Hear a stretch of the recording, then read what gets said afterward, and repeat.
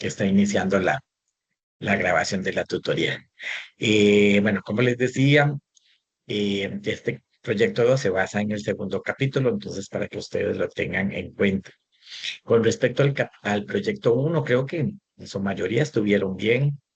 Y en algunos casos, yo les anoto ahí las observaciones que siento que en algunas preguntas hizo falta tal vez un poquito profundizar un poquito más, ¿verdad? En la explicación. Hubo alguna que otra explicación que estaban así un poquito rasa, un poquito escasa, pero en su mayoría, pues los proyectos estuvieron bien.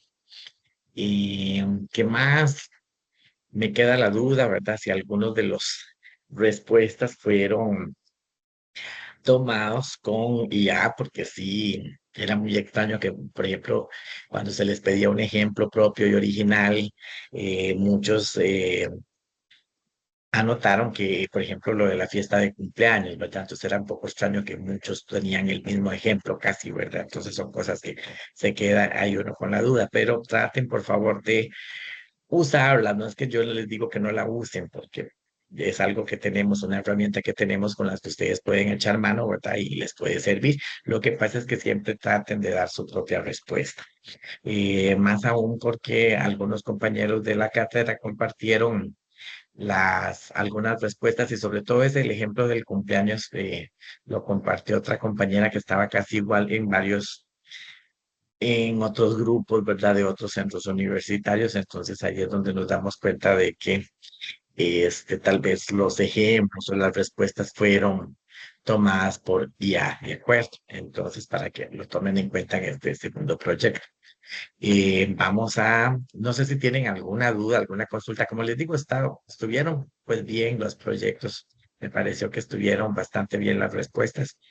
Eh, Cualquier cosa que ustedes no estuvieran de acuerdo con la calificación que obtuvieron o alguna cosa así, ustedes pueden hacer uso de su derecho a usar el recurso de revocatoria o la apelación, ¿verdad? Que lo que pasa es que aquí le cambian un poquito el nombre, pero para eso pues tienen que llenar el, el formulario, ¿verdad? Y seguir todo un proceso, ¿verdad? Si no estuvieran de acuerdo con la calificación que obtuvieron. Y también recuerden que si van a apelar un proyecto, la nota, ¿verdad? Que obtuvieron en el proyecto, recuerden que esa apelación tiene que estar bien justificada en la unidad didáctica, que ustedes puedan establecer y decir, bueno, el profesor me bajó puntos en este aspecto y yo di esta respuesta y me basé en la página tal y tal del libro, en la teoría, ¿verdad? O sea, tiene que justificar que la respuesta que ustedes dieron fue una respuesta pues válida y basada en lo que dice la unidad didáctica, ¿verdad?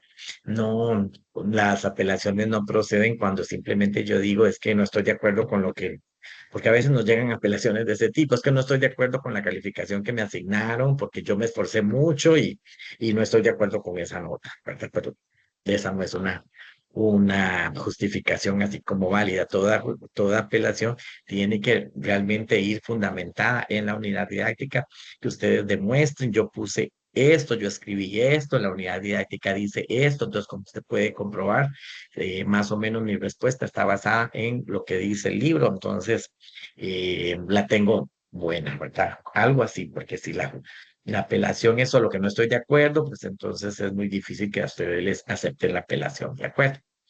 Bueno, entonces no sé si tienen alguna consulta o comenzamos de una vez con el capítulo 2. ¿Todo bien?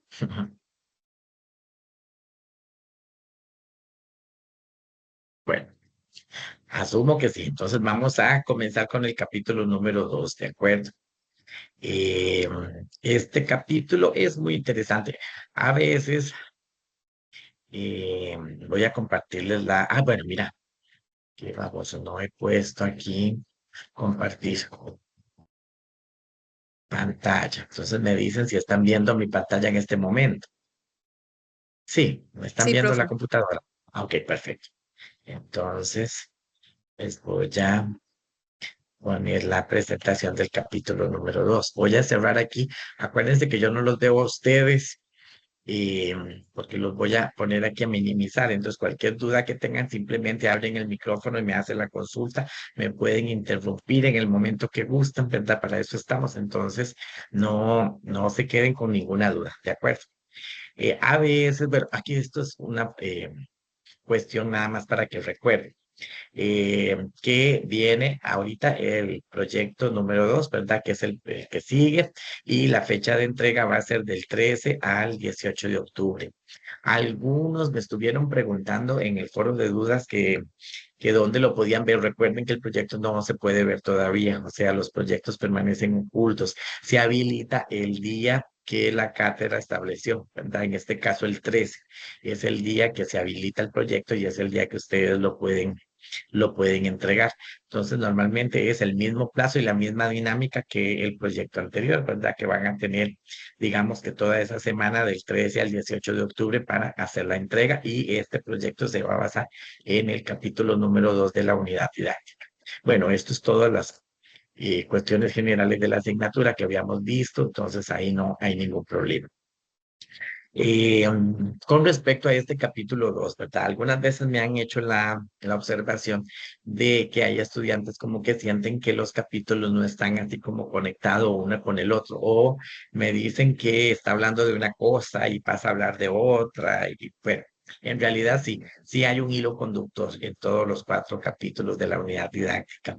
Recuerden que en este primer capítulo que vimos, ¿verdad? En la primera tutoría, pues nos hablaba sobre la cultura, cómo el ser humano desde que nace tiene que insertarse a un sistema de significación cultural y eso durante todo ese proceso de aprendizaje donde él va aprendiendo todas las normas, todas las ideas, todas las formas de vida, las tradiciones, las costumbres de la cultura a la que le pertenece, todo este proceso de aprendizaje de todas estas normas y vivencias es lo que realmente convierte a la persona pues en un ser humano, en un ser social, en un ser cultural. Entonces, más o menos por ahí arrancaba la autora y ella nos hablaba sobre la importancia en este proceso que tiene el lenguaje.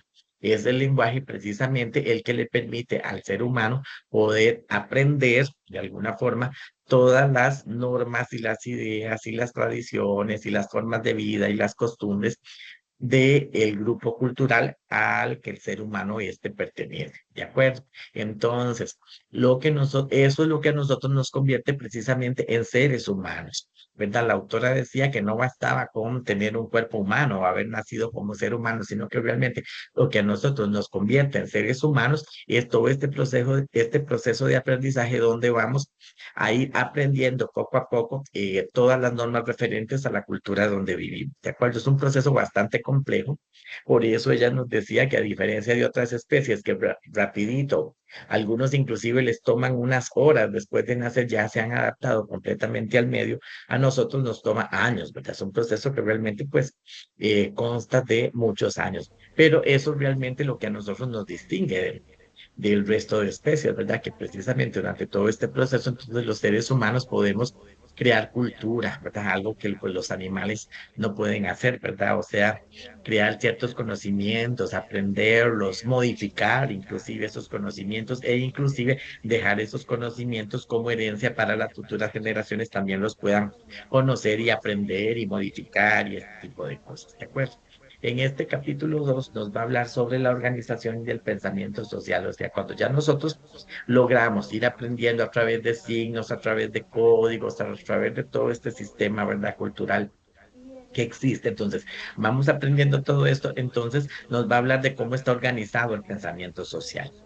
Y cuando nosotros nacemos aquí en la cultura, ya hay toda una organización social, hay toda una organización del pensamiento social, o sea, ¿cómo les digo? Como cuando nacemos, existe todo un conjunto de ideas, de formas de pensar, de formas de actuar que son comunes a esa sociedad donde nosotros nacemos y es un sistema compartido de significados que nosotros tenemos que aprender, ¿verdad? Por eso es que ya el pensamiento social, o sea, este pensamiento que todos compartimos, estas ideas que todos tenemos en común, estas formas de vida, estas formas de pensar, existen desde antes de que nosotros nacemos. Entonces nosotros cuando comenzamos todo este proceso de aprendizaje, pues las vamos a ir aprendiendo, ¿verdad? Entonces todo este pensamiento ha sido organizado socialmente. De eso es precisamente de lo que trata el capítulo número 2. Nos va a hablar de cómo se ha organizado ese pensamiento social, cómo la sociedad ya ¿verdad? Cuando nosotros nacemos, está organizada según un conjunto de reglas, un conjunto de códigos, ¿verdad? Y que nosotros tenemos que irlas aprendiendo. Entonces, este proceso es el que nos convierte a nosotros precisamente, pues, en seres sociales, en seres culturales, en seres humanos, ¿verdad? Precisamente. Entonces, por eso el capítulo comienza aquí hablando sobre la organización del pensamiento social. Voy a ponerles toda la diapositiva ay, siempre me pasa esto. Entonces, la autora comienza aquí planteando algunas ideas importantes, que toda la vida y la experiencia humana se han organizado a través de la cultura y de la significación. O sea, nosotros nacemos dentro de una sociedad, esa sociedad ya tiene una cultura establecida y un conjunto de significados establecidos, que nosotros tenemos poco a poco que ir aprendiendo. Recuerden que esa cultura y ese conjunto de significados ya están como establecidos, ¿verdad? Ya la sociedad, cada sociedad los tiene establecidos socialmente, ya es algo que está organizado, por eso es que las culturas van a variar dependiendo del lugar donde nosotros estemos, ¿verdad? No es lo mismo que una persona nazca, qué sé yo, en Arabia Saudita, inventemos, a una persona que nazca en el Amazonas, a una persona que nazca en Norteamérica, a una persona que nazca en el Himalaya, ¿verdad? Hay un sistema organizado de conocimientos, de significados que cada sociedad establece según el lugar. Entonces, cada persona que nace según esos lugares que les acabo de mencionar, pues va a tener un conjunto de significados que se han organizado socialmente y esos significados son los que nosotros poco a poco tenemos que ir aprendiendo y asimilando si queremos formar parte pues de esa sociedad en la que nacimos. Entonces, todo el mundo que nosotros conocemos, ¿verdad? Ha sido organizado a través del significado y de la cultura, ¿verdad? Y eso es precisamente lo que nosotros conocemos como realidad. A veces nosotros pensamos que la realidad, ya eso lo habíamos hablado un poquito en la otra clase, como que la realidad es muy sencillo, como que la sociedad es simplemente que yo me detenga a ver las cosas y a percibir las cosas, pero no, ¿verdad? Sino que a veces percibir la realidad es un proceso complejo y varía dependiendo del lugar donde yo nací, dependiendo de las experiencias culturales que yo tenga, dependiendo de la edad, dependiendo de un montón de factores que ahorita los vamos a ir viendo. Entonces, la experiencia humana del mundo, así como el pensamiento que le da forma a esa experiencia, tienen una base significativa y social. ¿De acuerdo? O sea, ya es un conocimiento es un conjunto de conocimientos que se ha organizado socialmente y que cada sociedad tiene establecido como significativo, ¿verdad? Como algo que es lo que se va a transmitir, lo que se va a mantener. Como les decía la otra vez, pensemos que desde que el ser humano habita la Tierra, cuántos conocimientos y cuántos descubrimientos no ha hecho, ¿verdad? En todos estos miles y miles de años, ¿verdad? Que el ser humano tiene de conocer. Pero entonces, ¿qué es lo que a nosotros nos llega? ¿Verdad? Es aquello que ha tenido un significado, ¿verdad? Una base significativa que ha hecho que ese conocimiento se haya mantenido a través del tiempo. En este sentido, aquí juega un papel muy importante el lenguaje, ¿verdad? Porque el lenguaje es, primero que todo, el que nos permite aprender todos estos significados que la sociedad tiene establecidos, ¿verdad? Y también el lenguaje nos permite también poder crear la realidad al nombrarlo. O sea, que yo creo que era una de las preguntas del proyecto uno, ¿verdad? Sobre ese poder que tiene el lenguaje de crear la realidad. Nosotros a veces no nos damos cuenta de que cuando nosotros nombramos algo, cuando le damos un nombre, entonces de alguna manera le estamos dando una existencia. Alguien me está levantando la mano, perdón. ¿Alguien me iba a decir algo? No.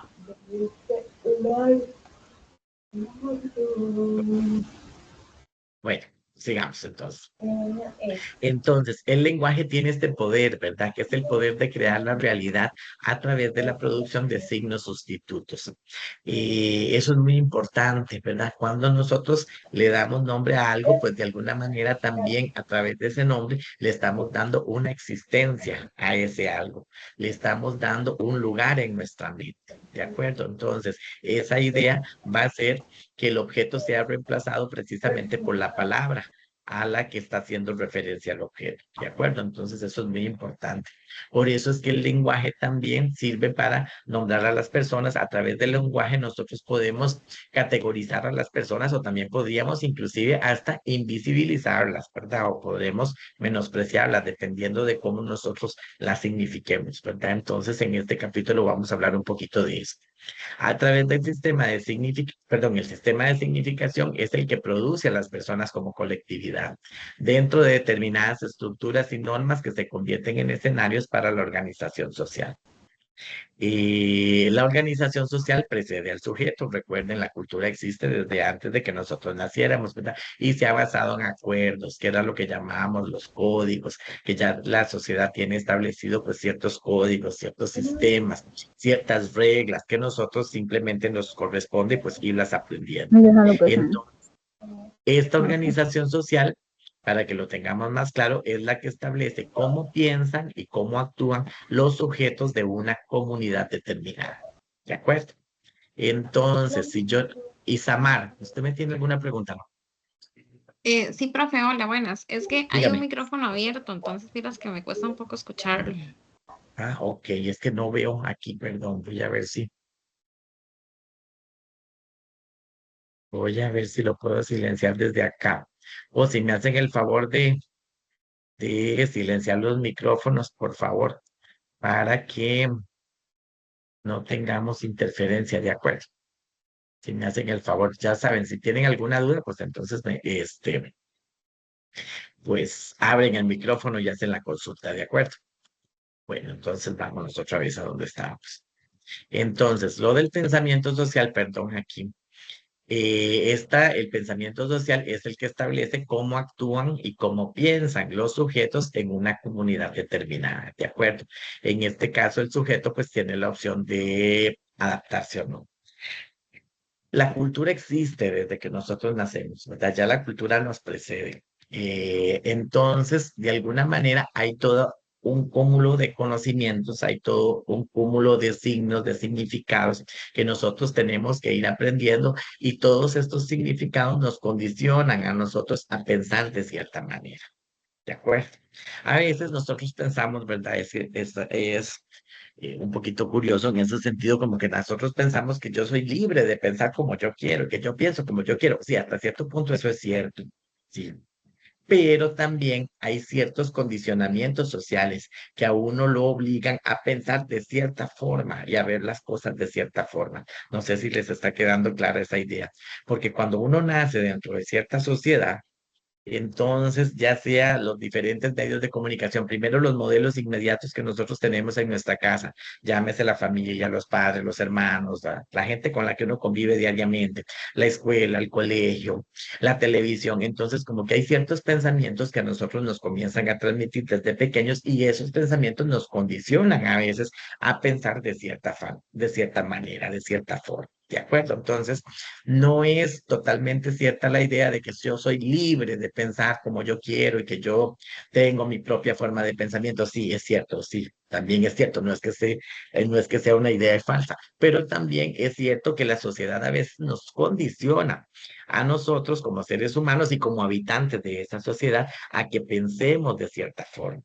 Por eso es que, por ejemplo, uno a veces se extraña de las sociedades, unas sociedades como la musulmana o la árabe, ¿verdad? Donde a veces uno dice, Dios mío, ¿cómo será que, porque hay mujeres, digamos, la mujer dentro de esta sociedad árabe, y espero que no haya ninguna aquí dentro del grupo, ¿verdad? Que me vaya a cuestionar y ojalá, bueno, pero entonces una vez se dice, ¿cómo es que en esas sociedades la mujer es tan sometida, tan, ¿verdad? Que la mujer no es libre, que al punto de que los hijos no son de la mujer, que son del hombre, y es una cosa así, ¿verdad? Pero es que la sociedad está condicionada para pensar de esa forma, entonces ya la gente ve eso como algo normal. Nosotros tal vez lo vemos diferente porque nosotros nacimos dentro de otro tipo de pensamiento, ¿verdad? Ya a nosotros nos parece que ese sistema de pensamiento pues está mal o nos parece anticuado, nos parece machista o nos parece opresivo, lo que nosotros queramos. Pero cuando uno ha nacido dentro de esa sociedad y lo han educado a uno de cierta forma, inculcándole todos los días, a través inclusive de ciertos elementos religiosos, que eso es lo correcto, que eso es lo que usted como mujer tiene que hacer y tiene que aceptar. Y entonces ya usted piensa y usted crece creyendo que eso es lo normal. ¿De acuerdo? Entonces, La gente lo ve como algo normal, aunque a los ojos de otros sistemas, pues obviamente nos parecen que son sistemas totalmente equivocados, ¿verdad? Y que de alguna manera denigran la forma de ser de la mujer, ¿de acuerdo? Entonces, aquí tengamos claro que no somos libres de pensar totalmente, sí podríamos cambiar, ¿verdad? Porque sí podría haber el caso de que una persona se rebele contra esas formas de pensamiento y diga no. No me quiero ajustar a eso puede pasar, pero sí tengamos en cuenta de que la sociedad a veces nos condiciona a pensar de cierta forma. Entonces nosotros completamente libres de pensar, pues no somos, ¿verdad? Siempre hay algo que nos obliga o sí, nos obliga a pensar y a sentir de cierta forma, ¿de acuerdo? Entonces, este aprendizaje social es muy importante, es una teoría que fue propuesta por un psicólogo canadiense que se llamaba Albert Bandura. Y entonces, digamos, esa es la teoría que establece que nosotros aprendemos o nos convertimos en seres sociales a través del otro, a través del entorno. Entonces, la teoría del aprendizaje social, de alguna manera, es la que nos enseña a pensar de cierta forma y a actuar de cierta forma, ¿verdad? Eh, este señor, Albert Blandura, era un psicólogo canadiense que establecía que nosotros nos convertimos en sujetos sociales a través de nuestra relación con otras personas, que esas otras personas actúan como representantes del orden social y que son portadoras de un sistema de significación cultural. O sea, la mamá, el papá, los hermanos, los abuelos, de alguna manera transmiten al niño recién nacido o a la niña recién nacida ciertas ideas, ciertos sistemas de significación que el niño o la niña va a ir aprendiendo en el transcurso de su vida. Entonces, todo este aprendizaje de normas, de reglas, de costumbres, de tradiciones, es lo que Albert Blandura llamaba aprendizaje social, ¿de acuerdo? ¿Verdad? Es todo este proceso que nos va convirtiendo a nosotros poco a poco en seres humanos, en seres sociales y en seres culturales. Y recuerden que el proceso va a variar dependiendo de la sociedad en la que yo haya nacido y dependiendo del sistema de significación cultural que yo he ido aprendiendo a lo largo de mi vida, ¿verdad? Como les decía, va a variar. Va a depender mucho del lugar donde nacemos, de la religión a la que pertenecemos, ¿verdad? Bueno, una serie de factores. El comportamiento humano, decía Albert Blandura, se aprende a través de la imitación y la observación de modelos. ¿De acuerdo? ¿Cómo es que un niño aprende? Cuando ustedes, bueno, tienen hijos y han tenido algún niño pequeño, ¿cómo es que aprende un niño? Pues por imitación, ¿verdad? El niño repite lo que ve en la casa. El niño repite las conductas que sus padres le han enseñado. ¿Verdad? ¿Cómo aprende un niño, por ejemplo, a amarrarse los zapatos? Pues viendo, ¿verdad? Viendo cómo se hace. Entonces el niño tal vez de tanto verlo al final lo aprende, ¿verdad? Entonces igual así aprende el lenguaje y así aprende una serie de conductas, ¿verdad? Pero a través de la observación y de la imitación de modelos. Es el otro, decía Albert Blandura, que es el otro el que nos humaniza. El otro, ¿de quién estamos hablando? Pues de los modelos inmediatos que nosotros tengamos, llámese padres o llámese escuela o llámese amigos o lo que sea. Entonces, ese otro, el que nos transmite a nosotros las reglas de la normalidad, ¿verdad? O sea, ese otro, el que nos, de alguna manera, nos enseña a convertirnos en seres humanos, en seres sociales y en seres culturales, ¿de acuerdo? Entonces, todo ese proceso por el cual nosotros aprendemos a convertirnos en seres humanos, y recuerden que ser humano es aprenderse todas las reglas de la cultura, todas las reglas de la sociedad, entonces esto es lo que se llama aprendizaje social, ¿verdad? Es un proceso bastante largo, que no se logra así como de en poquito tiempo, no, es una cuestión de años, ¿verdad? El aprendizaje social todavía a la edad que uno tiene, pues todavía uno está aprendiendo ciertas cosas de la sociedad, ¿verdad? No es algo como que decimos aquí, hasta aquí, ¿verdad? Que empezó desde que el niño nació y termina, qué sé yo, a los 15 o 16 años. No, ¿verdad? El aprendizaje social, pues es un proceso de muchos años, ¿verdad? Que de alguna manera nos enseña a nosotros todas las normas de la cultura y eso nosotros es lo que nos convierte en un ser normal, en un ser cultural. Bueno. En el aprendizaje social, aquí voy a poner toda la diapositiva, decía Albert Bandura que es básico el contexto dentro del que vive y dentro del que se desarrolla una persona. Y asume que todas las personas somos activas al responder a los estímulos ambientales. Antes, no sé si ustedes, ¿verdad? Si han escuchado a los abuelos, ¿verdad? Si tienen abuelos o personas mayores decir que ahora los chiquitos nacen, como que los chiquitos que nacen ahora son como más avispados o más despiertos, o como que el chiquito aprende más rápido. Porque, digamos, hace muchos años, estamos hablando de hace, qué sé yo, 50, 60 años o más, cuando los abuelos tenían un niño, como que el niño a veces pasaba, qué sé yo, 6 meses o no sé qué, para que el niño como que empezara a mostrar ciertas conductas. Pero ahora el niño, desde que nace, ¿verdad? Rapidito, qué sé yo, un niño en cuestión de unos cuantos meses, ¿verdad? Mucho menos tiempo, el niño ya, no sé, es muy avispado, que reacciona a ciertos estímulos, que le ponen una canción y no sé qué, y el niño como que es como más despierto, ¿verdad? Más espabilado, dirían nuestros abuelos ahora. Entonces, ¿eso a qué se debe? A que antes eran más tontos que ahora. No, ¿verdad? Precisamente no. ¿A qué se debe? Precisamente a los estímulos que el niño recibe hoy en día. Es que no podemos pensar, ¿verdad? Hace 70 años o hace 50 o 20 o no sé, ¿verdad? Los estímulos que recibía el niño pues eran estímulos bastante menos que los que recibe el niño hoy en día. Que era lo que antes se le ponía al chiquito cuando nacía un móvil, no sé si ustedes se acuerdan, ¿verdad? Si tuvieron hijos o si ustedes mismos recibieron eso, ¿verdad? Que los niños les ponían en las cunas, ¿verdad? Ese móvil con algunos, se les hacían como unos animalitos de fieltro, no sé qué, y el chiquillo se le movía eso y el chiquillo lo estaba viendo, ¿verdad? ¿Verdad? Y el chiquillo reaccionaba a ese tipo de estímulos, ¿verdad? Entonces eso era así como que la gran cosa que el niño recibía. Pero hoy ya estas cosas han variado porque ahora ya el aparato ese tiene música, que ya inclusive se les pone videos al chiquito desde pequeño, que inclusive ya el niño desde pequeño, bueno, que yo ahí tengo mis dudas con respecto a eso, pero al niño le dan, qué sé yo, una tablet o un teléfono y el niño puede ver videos y aprender cosas y canciones de aquí que allá. Entonces al niño se le estimula muchísimo hoy en día. Entonces por eso es que el niño obviamente nace como con otro chip, ¿verdad? O sea, porque recibe mucho más estímulos, ¿verdad?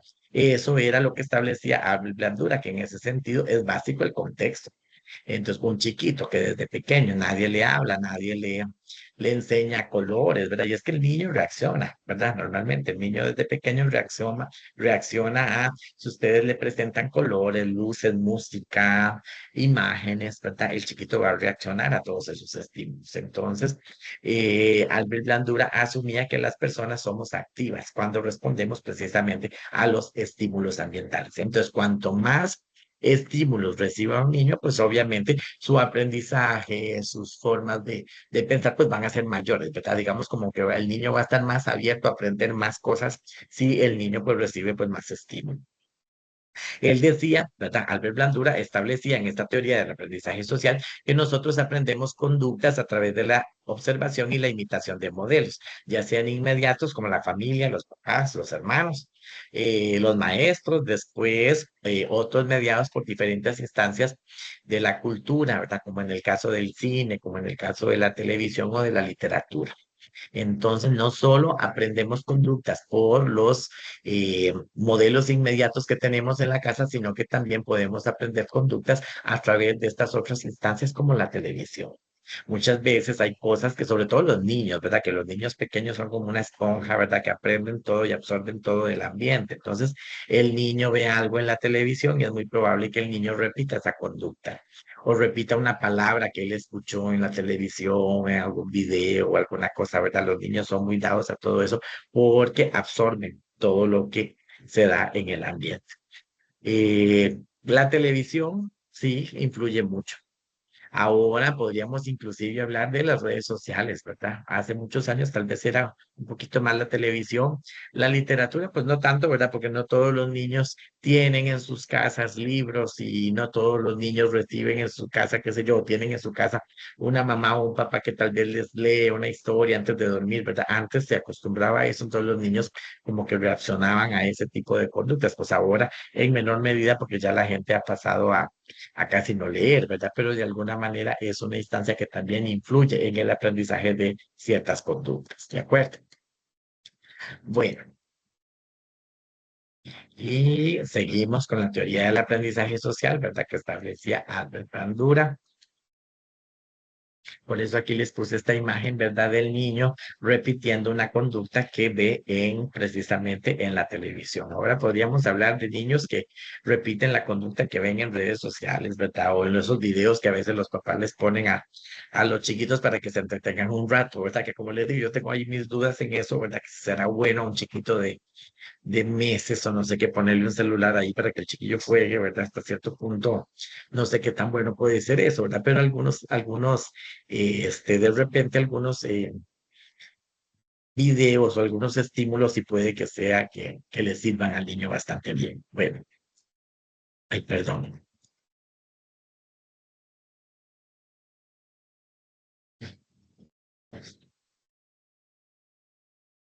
Bueno, entonces, él decía, pero decía como que se quiso la luz, por eso estaba verificando que todo estuviera bien, porque si se va la luz, se me corta la, la transmisión. Entonces, Albert Bandura decía que asumir una conducta depende de las consecuencias que esa conducta tenga. O sea, es lo que se llama un refuerzo. El refuerzo es toda consecuencia que tenga una conducta y cuyo efecto directo es la posibilidad de que la conducta se repita o no. Eso lo aplican mucho las maestras en las escuelas. Digamos, el que el niño para que aprenda una conducta, bueno, ya aún los papás ¿verdad? Muchos papás que lo aplican. Entonces, para que el niño aprenda una conducta, entonces se le da un refuerzo. ¿Cuál puede ser un refuerzo? Qué sé yo, algún estímulo que hace que el niño repita la conducta o no. Si yo sé que por hacer un trabajo bien hecho voy a tener un excelente, ¿verdad? O digamos, a veces antes las maestras acostumbraban poner en las cuadernos de los niños un sellito con una cara feliz o, ¿verdad? Alguna cosa de eso. Entonces, eso es un refuerzo, ¿verdad? Entonces, el niño que recibe ese sellito de esa cara feliz es un refuerzo para que su trabajo siga siendo bueno y probablemente es una motivación para que el niño siga haciendo trabajos buenos. No sé si me explico, ¿verdad? ¿Qué es el refuerzo? O el refuerzo sería que, que la mamá le diga al niño, bueno, si haces tal cosa bien hecha, entonces yo te voy a dejar ver un programa de televisión o te voy a dar de premio un helado o te voy a dar de premio que a final de año te voy a sacar a pasear a algún lugar, no sé, ¿verdad? Entonces, eso es el refuerzo, ¿verdad? El refuerzo es una forma de motivar al niño para que la conducta se repita o no se repita, porque también recuerden que un refuerzo podría ser, no sé, que el niño hizo una grosería o una mala crianza o un berrinche y entonces ya no, obviamente no le vamos a dar un premio a un chiquito por hacer un berrinche, ¿verdad? Entonces en ese caso puede ser que el refuerzo sea, qué sé yo, una nalgada que le dé la mamá. Entonces, ¿qué es lo que hace este refuerzo? Pues evitar en este caso que la conducta se repita. Entonces, recuerden que a veces el refuerzo puede tener una cuestión positiva, puede influir de manera positiva en el niño, ¿verdad? Para que la conducta se repita o no, ¿verdad? No tenemos que ver el refuerzo como algo necesariamente malo, ¿verdad? Digamos en el caso de que yo piense de una nalgada o un castigo o algo así, no, ¿verdad? Precisamente lo que se evita con eso es que el niño repita algún comportamiento que nosotros consideremos inadecuado. Entonces, el aprendizaje social, decía este autor, Albert Blandura, es interiorizado por cada individuo a lo largo de un proceso continuo que lo convierte en un agente social, en ser humano, y esto lo lleva muchas veces, perdón, a ejercer control sobre otros.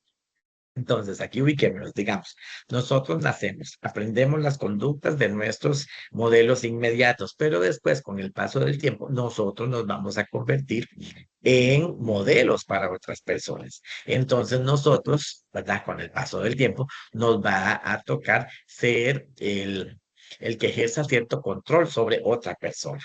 Digamos que, bueno, yo de niño aprendí ciertas conductas de mis padres, pero si yo soy ahora padre de familia, pues entonces tengo que reforzar ciertas conductas en mis hijos, ¿verdad? Entonces, de alguna manera tengo que ejercer cierto control sobre los hijos que tengo, ¿verdad? Entonces, eso hace como que el proceso se vaya dando, ¿verdad? De forma continua.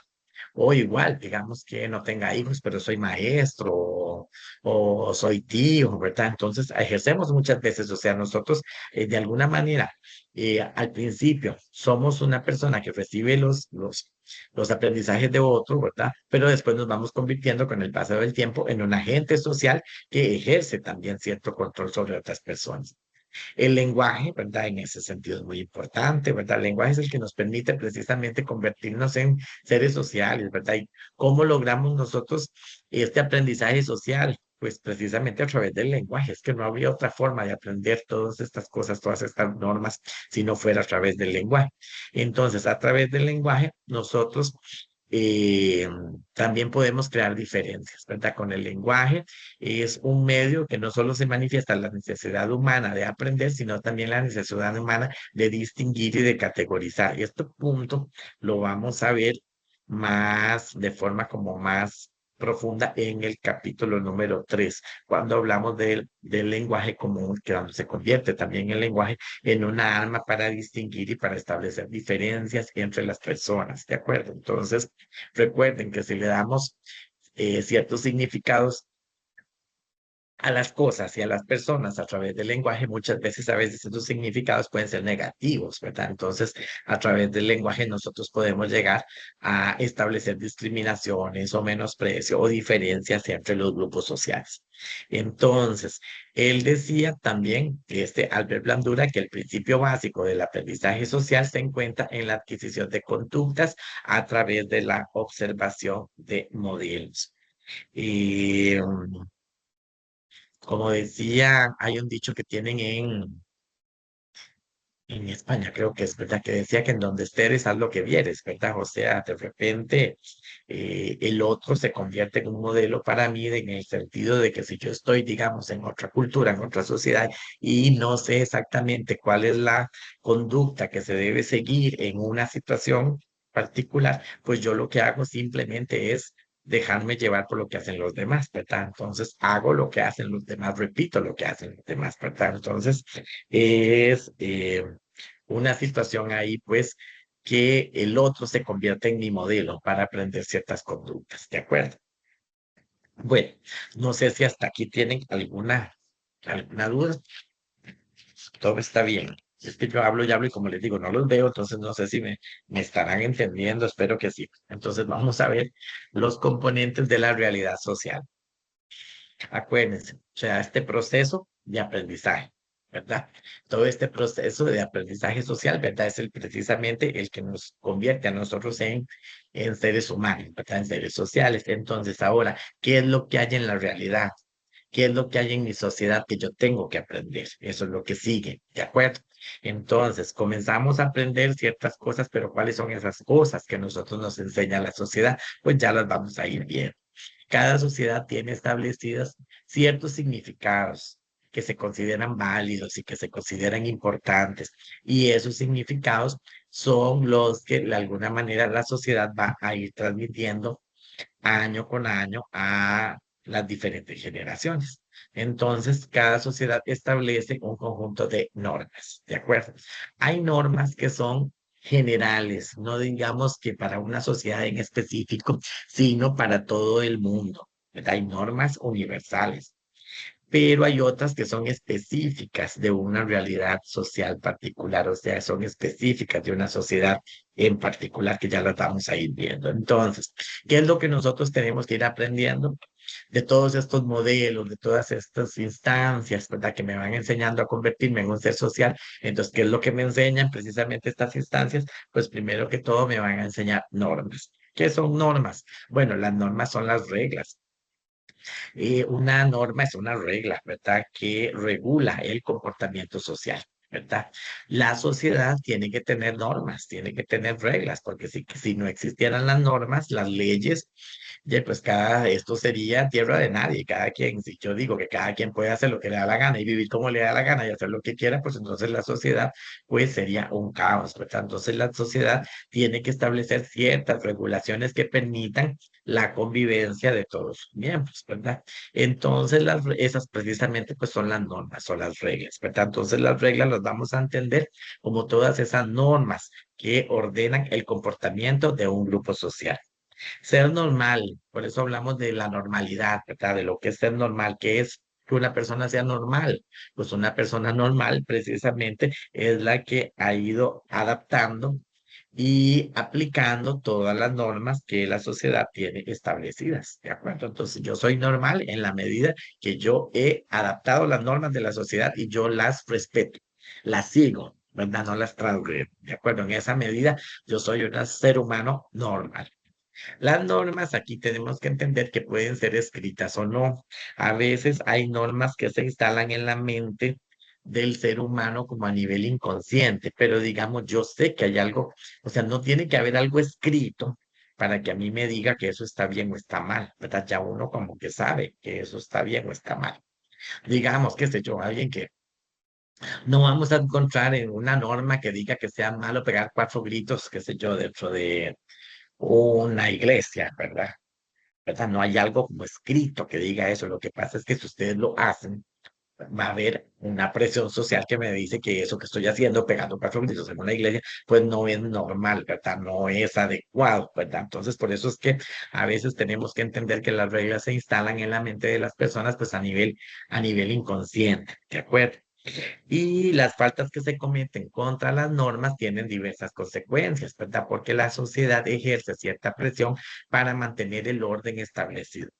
Entonces, a veces, digamos, si yo rompo una norma, si yo transgredo una norma, pues obviamente yo voy a recibir una consecuencia o voy a tener una consecuencia por esto, que es lo que llamamos el refuerzo, ¿verdad? Igual a veces cuando hago algo bueno, puede ser que reciba un refuerzo positivo, pero si yo hago algo malo, pues entonces voy a recibir un refuerzo negativo. Que los refuerzos en este caso van a variar, ¿verdad? Dependiendo de qué es lo que yo esté transgrediendo. No es lo mismo que si yo, cometa una falta pequeña como, ay, no sé qué se me ocurre, hablar cuando todo el mundo está callado, ¿verdad? ¿Qué es lo que me puedo recibir ahí? Que tal vez todo el mundo me vuelva a ver y yo entonces me quede callado, ¿verdad? Porque con solo las miradas de las personas ya eso es como ese refuerzo, ¿verdad? Que me indica a mí esa presión, ¿verdad? Para igual yo mantenerme callado. Entonces, a veces las sanciones que nosotros recibimos podría ser un gesto de desaprobación simplemente.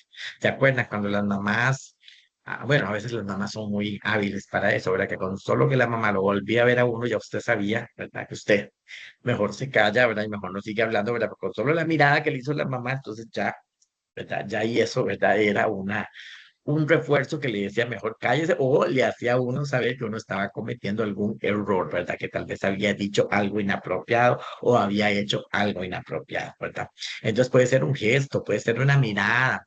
Inclusive podría ser, dependiendo de la falta que yo haya cometido, recibir una multa, ¿verdad? Si yo violo una regla de tránsito, porque voy a 200 kilómetros por hora en una calle que me está permitido, pues obviamente ahí voy a ser acreedor de una multa, de una sanción, ¿verdad? Ya eso es un poquito como más formal. O inclusive si estoy en un trabajo y entonces hay normas que tengo que seguir en el trabajo, ¿verdad? Entonces las rompo porque llegué tarde, porque me dormí, porque salí antes del horario establecido. Entonces puede ser que a mí me manden un memorándum o un recordatorio o me podían inclusive despedir o me podían retener el salario, lo que sea, ¿de acuerdo? Entonces, para que nosotros entendamos que siempre el transgredir las normas va a tener pues ciertas consecuencias. Ahora, las normas pueden cambiar, o sea, las normas no están escritas en piedra. Hay normas que se mantienen, pero hay normas que pueden variar con el paso del tiempo. Por ejemplo, una norma como no matar a la gente, ¿verdad? O sea, hay algo que a mí me dice que yo no puedo agarrar una pistola y para matar al vecino que me cae mal, pues obviamente, ¿verdad? Es una norma que va a permanecer. No sé si algún día llegará el momento en el que antes eso era permitido, ¿se acuerdan, verdad? O sea, para que ustedes vean que las normas pueden variar. Antes, si alguien, por ejemplo, transgredía o violaba el honor de una familia, ¿verdad? Porque, no sé, cometió una falta que iba contra el honor de una familia, entonces estaba permitido que la familia ofendida matara al agresor que había. Casi siempre a veces esto se aplicaba cuando alguien deshonraba a una mujer, entonces el agresor podría inclusive recibir una pena de muerte, ¿verdad? De la parte de la familia ofendida, ¿verdad? Entonces ahí el matar se justificaba, ¿verdad? En algunos casos. Pero como les digo, a veces las normas van a ir cambiando con el tiempo. Hay normas que inclusive se pueden ir fortaleciendo, como esa, por ejemplo, de matar, que antes era permitido, es con el tiempo ya pues se fue cambiando el asunto, o hay normas que inclusive podrían llegar a desaparecer. Por ejemplo, ¿verdad? Ella pone el caso de lo que eran las normas referentes a las relaciones intrafamiliares, que hasta hace mucho tiempo, hasta hace poco tiempo en realidad, pertenecían al ámbito de lo privado. Por ejemplo, aquí en Costa Rica, lo que era la ley de violencia doméstica se aprobó hasta el año 1995. Vean que eso, bueno, ustedes dirán, bueno, fue hace no sé cuántos, pero no fue hace tanto. ¿Qué quiere decir? Que antes de 1995 alguien podía agredir perfectamente a la esposa y eso no estaba sancionado por la ley, ¿verdad? Entonces vean ahí lo curioso, cómo las leyes van a ir transformándose con el tiempo. Las leyes con respecto a la diversidad sexual han variado, que ahora inclusive nuestra legislación permite que dos personas del mismo sexo se puedan casar, perdón, antes eso no estaba permitido. Entonces, como les digo, puede ser que las normas, algunas desaparezcan, al ver una norma que haya desaparecido. ¿Se acuerdan de alguna? Es que aquí cuando estoy hablando de normas, no se imaginen que son las normas así como las leyes. No, es que puede ser cualquier norma, ¿verdad?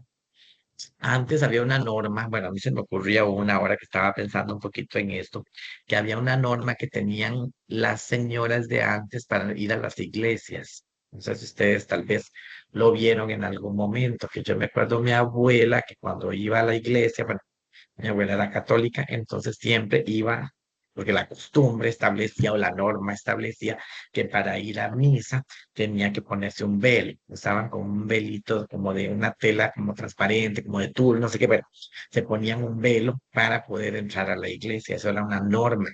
Todas las señoras usaban ese velo. ¿De acuerdo? Entonces, como que esa era la norma establecida. Ya es una norma que llegó a totalmente a desaparecer, ¿verdad? Por ejemplo, entonces, como les digo, a veces las normas pueden cambiar, se pueden fortalecer o algunas desaparecen totalmente o inclusive, pues pueden aparecer pues normas nuevas, ¿de acuerdo? Ahora que tenemos, como les digo, esta norma, ¿verdad? Que las parejas homosexuales se pueden casar, ¿verdad? Entonces es una norma nueva que tenemos en nuestra legislación. Entonces, aquí les puse algunos ejemplos de normas para que ustedes vean. Esto ténganlo presente porque a veces es muy probable, bueno, se me ocurre que en este proyecto 2 tal vez los pongan a definir algunos de estos conceptos y les pidan a ustedes ejemplos, ¿verdad? De las normas, como para que ustedes tengan claro, ¿verdad? Que hay normas de diferentes tipos. Hay normas familiares, normas morales, normas religiosas, sociales, jurídicas, ¿verdad? Hay muchas, ¿verdad? Normas, las reglas de tránsito, etcétera. Pero, por ejemplo, reglas familiares o normas familiares, ya eso dependerá de cada familia. Pero, por ejemplo, que en una familia la norma es que el chiquito después de jugar tiene que recoger sus juguetes, ¿verdad? Por ejemplo, y acomodarlos donde van. O que la norma es que el niño tiene que arreglar su cama una vez que se levante. O que el niño tiene que acostarse a cierta hora de la noche, ¿verdad? Pero ya eso es una norma como muy familiar y obviamente todas estas normas van a cambiar dependiendo de la familia. Hay familias que son más permisivas que otras. Pero, por ejemplo, ese peso. O, qué sé yo, hay familias que tienen como norma no dejar, digamos, que al niño no lo dejan irse a quedar a dormir a la casa de otro compañero, ¿verdad? Bueno, cosas así. Hay normas de tipo moral. Por ejemplo, ya eso es como que depende del código de conducta moral con el que yo haya sido criado. El no mentir, el no robar. Hay gente que le vale esas cosas, ¿verdad? Y entonces les da lo mismo robar o sea, que eso no es algo que como que los afecte a ellos en su conducta, pero hay gente que sí es muy importante esas cosas. El no robar, el no mentir, el que si me encuentro algo, hay gente que lo devuelve mientras que hay otros que se hacen los tontos, ¿verdad? Me explico. Entonces ya son normas como que más de tipo moral. Normas religiosas, pues obviamente estas van a depender de la religión que yo profese, ¿verdad? Si es, por ejemplo, que soy religioso, puede ser una norma, pues asistir a la iglesia los domingos, ya sea al culto o a la misa o a donde sea que yo vaya, o rezar por las noches, puede ser una norma. O, digamos, en el caso de la religión católica, una norma es no comer carne durante la cuaresma, ¿verdad? Y ayuno, ¿verdad? Y hay ciertas cosas, ¿verdad? Ahora que no todo el mundo las practica, pero digamos que las normas existen. Normas sociales, estas son como más generales, más para todo el mundo, ¿verdad? El ser puntual, la puntualidad es una norma social, el ser respetuoso, el no hablar con la boca llena, por ejemplo, es una norma social, ¿verdad? Que todo el mundo lo ve mal. El vestir con cierto decoro, ¿verdad? Que si yo sé que voy para cierto lugar, pues no puedo ir como a mí me da la gana, ni en chancletas, ni con una bermuda, ni mucho menos, ¿verdad? Que tengo que ir con cierta forma de vestir, no tirar la basura al piso, el ceder el asiento en el bus, ya son normas como de cortesía, ¿verdad? Son normas como más de tipo social y también normas jurídicas que son las que establece el Estado, que aquí tenemos todo lo que son las leyes, leyes contra el trabajo infantil, ¿verdad? Las leyes de tránsito, la constitución, por ejemplo, política, es un ejemplo de una norma, ¿verdad? El invadir la propiedad, respetar la propiedad ajena, ¿verdad? Bueno, y ahí tenemos normas de muchas clases, ¿de acuerdo? Bueno, otro componente de la realidad social son los roles. Voy a ponerles aquí toda la diapositiva. Los roles y las normas pues son parecidos. En realidad, cuando hablamos de roles, los roles también son normas. Lo que pasa es que los roles son un conjunto de reglas que regulan el comportamiento de una persona en una situación social particular. ¿De acuerdo? O sea, los roles son los que establecen cómo debo comportarme yo según la situación en la que esté. Eh, bueno, la autora dice que todos desempeñamos roles productos de la convención. Y esos roles dependen también de la convención social, ¿verdad? Y los roles hacen que las personas actúen de cierta forma según el puesto que ocupen dentro del grupo, ¿verdad? Y en relación con otros grupos. Por ejemplo, que yo soy hijo. Entonces yo debo seguir el rol de hijo y como rol de hijo pues tengo que obedecer a mis padres y respetar lo que yo haga en la casa y que si yo soy padre no es lo mismo ser hijo que cómo es posible que a veces se me, pero porque eso es una cosa que está pasando ahora. Entonces, donde estas cuestiones de los roles se han ido un poco perdiendo. Entonces, el papá o la mamá no asume su rol de padre. Entonces, a veces en las casas nos podemos encontrar casos donde son los niños los que mandan, ¿verdad? Entonces, qué mal está ahí, porque el padre no está asumiendo su rol de padre. ¿De acuerdo? Entonces, no sé si me van entendiendo lo que son los roles, ¿verdad? Los roles ya tienen que ver un poco como con ciertas conductas. La autora habla de que los roles son como los papeles, como que si la vida fuera un teatro o un escenario donde nosotros tenemos que ir representando diferentes papeles a lo largo de la vida. Un día nos tocó a nosotros ser hijos, pero después crecimos, nos convertimos en adultos y ahora a nosotros nos corresponde ser padres. Entonces ya yo no puedo continuar con el mismo rol que tenía cuando era hijo, porque ahora soy un papá y tengo que cumplir con mi rol de padre y actuar como con ese rol, ¿de acuerdo? Con ese rol, ¿de acuerdo? Por ejemplo, el rol de jefe. Una persona, por ejemplo, que trabaja en una empresa y que es un empleado común y corriente, como todos los empleados, y de repente a una persona lo ascienden y ya no es un empleado, sino que es el jefe o el supervisor de un departamento, entonces esta persona ya no puede seguir actuando como actuaba antes como un empleado, porque ahora es el jefe, entonces tiene que comportarse como jefe, ¿verdad? Entonces ahora tiene un rol distinto y tiene que eh, asumir ese rol y cumplir ese rol. ¿Me explico? Entonces, son todas esas conductas que nosotros asumimos según el rol que a nosotros nos toca actuar. Entonces, los roles van a variar dependiendo de muchos factores, ¿verdad? Dice aquí que los roles orientan el comportamiento de las personas según el contexto en el que estén y la sociedad vigila para que estos roles se cumplan. Hay roles que son predecibles porque se repiten y se aprenden fácilmente, ¿de acuerdo? Entonces, ¿qué es lo que determina, digamos, cómo debo yo comportarme yo según cierto rol? Pues hay muchos factores, por ejemplo, la edad, como les decía. No es lo mismo eh, cuando yo soy joven a cuando yo soy un anciano, ¿verdad? Me explico, a veces hay personas que ¿cómo les digo? No sé si han visto, ¿verdad? De casos de qué pasa cuando una persona es, digamos, ya una persona mayor de la tercera edad. Uno espera que asuma el rol de esa edad. O sea, una señora, qué sé yo, mayor, inventemos de 80 años, no sé, se me ocurre, ¿verdad? Estoy inventando, pero a veces puede pasar. que de 60, 70 años empiezan a poner minifaldas, se pinten, salgan a las discotecas, andan con chiquillos ahí bailando y haciendo loco. Entonces, ¿qué es lo que? Entonces la sociedad comienza a reprobar esas conductas y diciendo, esta mujer de 70 años no debería estar comportándose de esta manera ni vistiendo de esta forma, ¿verdad?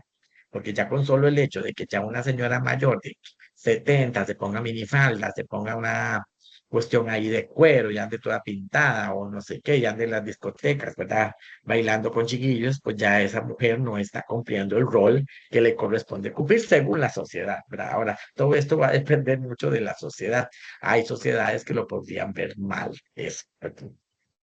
O el seguir, por ejemplo, según el rol donde yo vivo, según ¿verdad? Los roles van a variar según donde yo vivo, según la edad que tengo, según el sexo que yo tenga, ¿verdad? Existen comportamientos esperados que debe asumir un hombre. Entonces, el hombre debe asumir su rol de hombre. ¿De acuerdo? Entonces, eso incluye la forma como se viste, la forma como se comporta, la forma como habla, los gestos que usa, ¿verdad? ¿Me explico? Sí, pues si el hombre sigue su rol de hombre, pues no es normal que el hombre, pues, qué sé yo, se ponga a llorar por todo, ¿verdad? O sea, vean ustedes, o sea, un hombre que por todo llora, inventemos, ¿verdad? Porque puede pasar, o sea, no es que es algo improbable lo que estoy mencionando, pero un hombre que por todo llora, la sociedad lo tiende a ver mal. ¿Por qué? Porque no está haciendo lo que se espera que él haga en su rol de hombre, ¿verdad? Se supone que el hombre no debe llorar, o que si se me ocurre, ¿verdad? Que hay un hombre que está en un lugar y sale un ratón y el hombre se sube a la mesa y empieza a dar gritos, ¿verdad? Por ejemplo, si lo hace una mujer, como que la sociedad no, ¿verdad? No lo cuestiona tanto, pero si es el hombre el que se sube a una mesa y empieza a pegar gritos porque vio un ratón, pues probablemente la sociedad mire con malos ojos esa conducta, porque ese hombre no está asumiendo su rol de hombre, ¿verdad? Me explico, y eso ya un poco tiene que ver mucho como con qué tipo de sociedad, ¿verdad? Con el machismo, y hay muchas cosas, pero de alguna manera la sociedad reprueba ciertas conductas, ¿verdad? eh, Tiene que ver, como les digo, con la forma de vestir. Ahora, si es una mujer, a veces la mujer se espera que la mujer sea débil. La sociedad espera eso. Ese es el rol de mujer que debe seguir, ¿verdad? O que se espera que la mujer llore por todo. A ver, si es una mujer ahí sí se le permite llorar por todo, que tiene que ser delicada, tierna, que la mujer tiene que vestirse de rosado, el hombre de celeste, que no sé qué. Pero me explico todo este tipo. Por eso es que a veces a los niños, cuando se recibe un niño en una casa, se recibe una niña, y entonces a los niños se les adorna el cuarto de cierta forma y no sé qué, porque de alguna manera es una forma de decirle al niño y de enseñarle al niño cuál es el rol que él tiene que cumplir como niño. Y a una niña, pues se decora el cuarto de rosado y con flores y con muñequitas y con no sé qué, porque también es una forma de ir educándola desde niña para que ella vaya cumpliendo su rol de niña, ¿verdad? Ahora es que con estas cosas que tenemos actualmente, ¿verdad? Donde el niño ay, no sé, ¿verdad? Yo ahí tengo mi opinión ahí al respecto, ¿verdad? Pero ya como que los papás deciden que si el niño, educar al niño como el niño quiera, ¿verdad? Entonces también eso podría generar pues ciertas consecuencias negativas para la persona a futuro, ¿de acuerdo? No sé si han visto ustedes casos donde cuando una persona no asume el rol o no asume el rol, tal vez porque no porque no quisiera, sino porque le impusieron un rol que no era el de él. Eso le hace mucho daño al niño o a la no sé si han visto, digamos, casos de chiquitas, porque por ahí eso se ve, que tal vez una chiquita de 10 años, inventemos, que la mamá la ponga a cuidar al hermanito de 1 año o de 2, y una niña que no se le permite jugar porque esa niña es la que tiene que casi que asumir como el rol de madre y andar cuidando al chiquito y darle de comer y cuidar, ¿verdad? Entonces ahí no está asumiendo ella su rol de niña. ¿Verdad? A veces pasa eso, ¿verdad? O hay veces, a veces, perdón, pasa que en ausencia de la madre, ya sea porque la mamá se va o se murió o algo así, como que una hermana mayor asume el rol como de madre en esa familia. Entonces le tocó criar al resto de hermanitos. O a veces pasa también de chicos, ¿verdad? Varones, que tal vez el papá se fue por algo y entonces tal vez hay un hijo mayor que empezó a trabajar y ese hijo mayor comienza a mantener la casa, ¿verdad? Y entonces ese hijo mayor asume como el rol de papá, ¿verdad? Y entonces inclusive hay hijos mayores que le pegan a los otros hermanos, ¿verdad? Y entonces a veces esos cambios en los roles, pues puede llegar a hacer cierto daño, ¿verdad? Entonces, no es bueno. A veces hay gente que es que no le queda de otra, ya dice usted, se le murió su mamá y usted como hija a los 12 le tocó criar a su hermanito, ya son roles que las personas asumen porque les tocó, ¿verdad? Y no porque quieren asumir ese rol, pero a la larga como que pasa ciertas facturas, ¿verdad? Entonces es importante pues tenerlo en cuenta, pero esos son los roles, ¿verdad? No sé si les queda claro aquí con eso. Y el rol pues tiene que ver mucho pues con las conductas. Bueno, y por último no me falta este y otro más. Otro componente de la realidad social, recuerden que estamos hablando de los componentes, o sea, lo que el niño tiene que ir aprendiendo, ¿verdad? Entonces ya hablamos las normas, los roles, y ahora hay otro componente de la realidad social que se llama las categorías. ¿Qué son las categorías? Pues es lo que la autora dice que es lo que nosotros llamamos la posición social o el estatus como diferencia, como resultado, perdón, de la diferencia percibida entre los roles. Siempre en todas las comunidades, en todas las ciudades, en todas las sociedades del mundo, van a haber ciertos grupos que concentran el poder y siempre van a haber personas que van a estar por encima de las otras. La sociedad ha establecido ciertas jerarquías. Entonces la sociedad ha dividido a los seres humanos en grupos de acuerdo con ciertos factores. Muchos de esos divisiones se hacen de acuerdo con el poder adquisitivo que la persona tenga. Entonces dividimos a la sociedad en ricos y pobres. Entonces eso establece una jerarquía donde haya personas, donde hay personas que siempre van a tener cierto dominio, cierto poder, cierto control sobre los demás. ¿De acuerdo?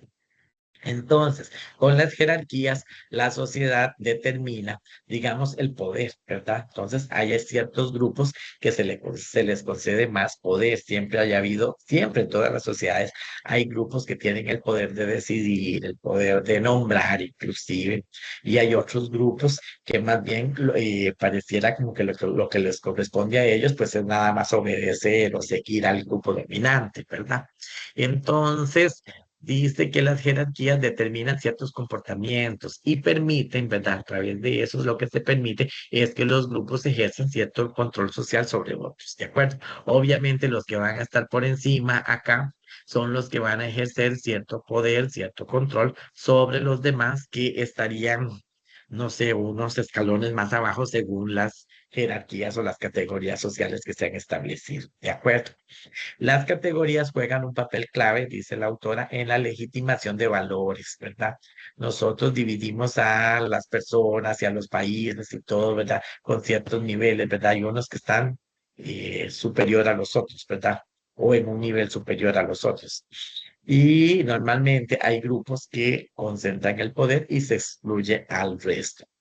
Los criterios para establecer las categorías son muy variados. Por ejemplo, a veces la raza, ¿verdad? Yo no sé quién, en qué momento de la historia alguien dijo que entonces los que van a estar por encima son las personas con cierto color de piel, mientras que otra persona con un color de piel diferente, pues va a estar un poco más abajo, ¿verdad? Por ejemplo o que, por ejemplo, va a estar por encima y el que tiene la palabra y el que tiene la orden y la capacidad de decidir va a ser el varón en una sociedad y la mujer va a estar en una posición inferior, por ejemplo, o el que tiene más poder económico, más poder adquisitivo, esa persona va a ejercer más poder y más control sobre el que no lo tiene, ¿verdad? Entonces, hay muchos criterios para establecer las categorías dentro de las sociedades.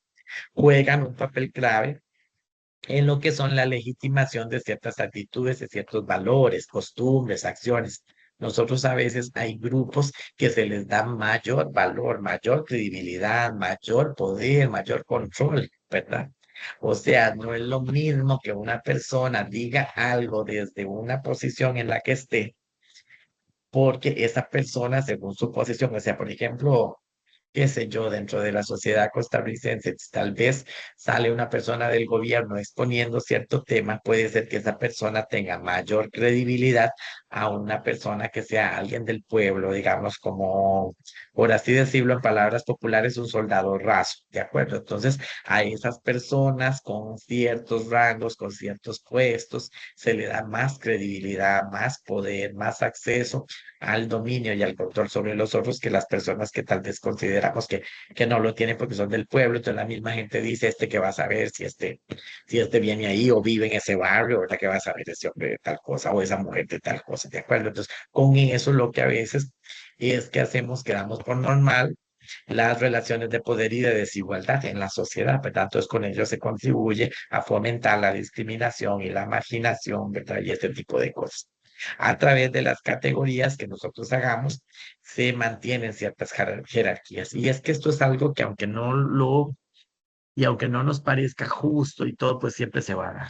Y siempre se ha dado desde que el mundo es mundo, ¿verdad? Siempre hay gente que va a estar por encima de los demás, siempre hay gente que va a controlar a los otros, siempre hay gente que va a tener cierto dominio, cierto poder, cierto control, sobre todo si esa gente tiene poder económico, ¿verdad? Entonces, los que van a tener el poder económico, llámese, bueno, no solo poder económico, sino también poder político, poder, ¿verdad? Cualquier tipo de poder dentro de la sociedad, pues esos grupos pues van a ir aprendiendo a controlar a los demás. Y uno normalmente ve eso como normal. De ahí es normal, pues, ¿verdad? Entonces uno a veces eso no lo cuestiona, ¿verdad? Pero no debería de ser así. Todos deberíamos de tener dentro de la sociedad un papel importante, ¿verdad? Y deberíamos de tener un espacio en donde todos podemos hablar en el mismo nivel, ¿verdad? No que haya alguien por encima del otro, ¿verdad? Pero lamentablemente la sociedad y el mundo siempre ha establecido ciertas jerarquías y eso pues se mantiene.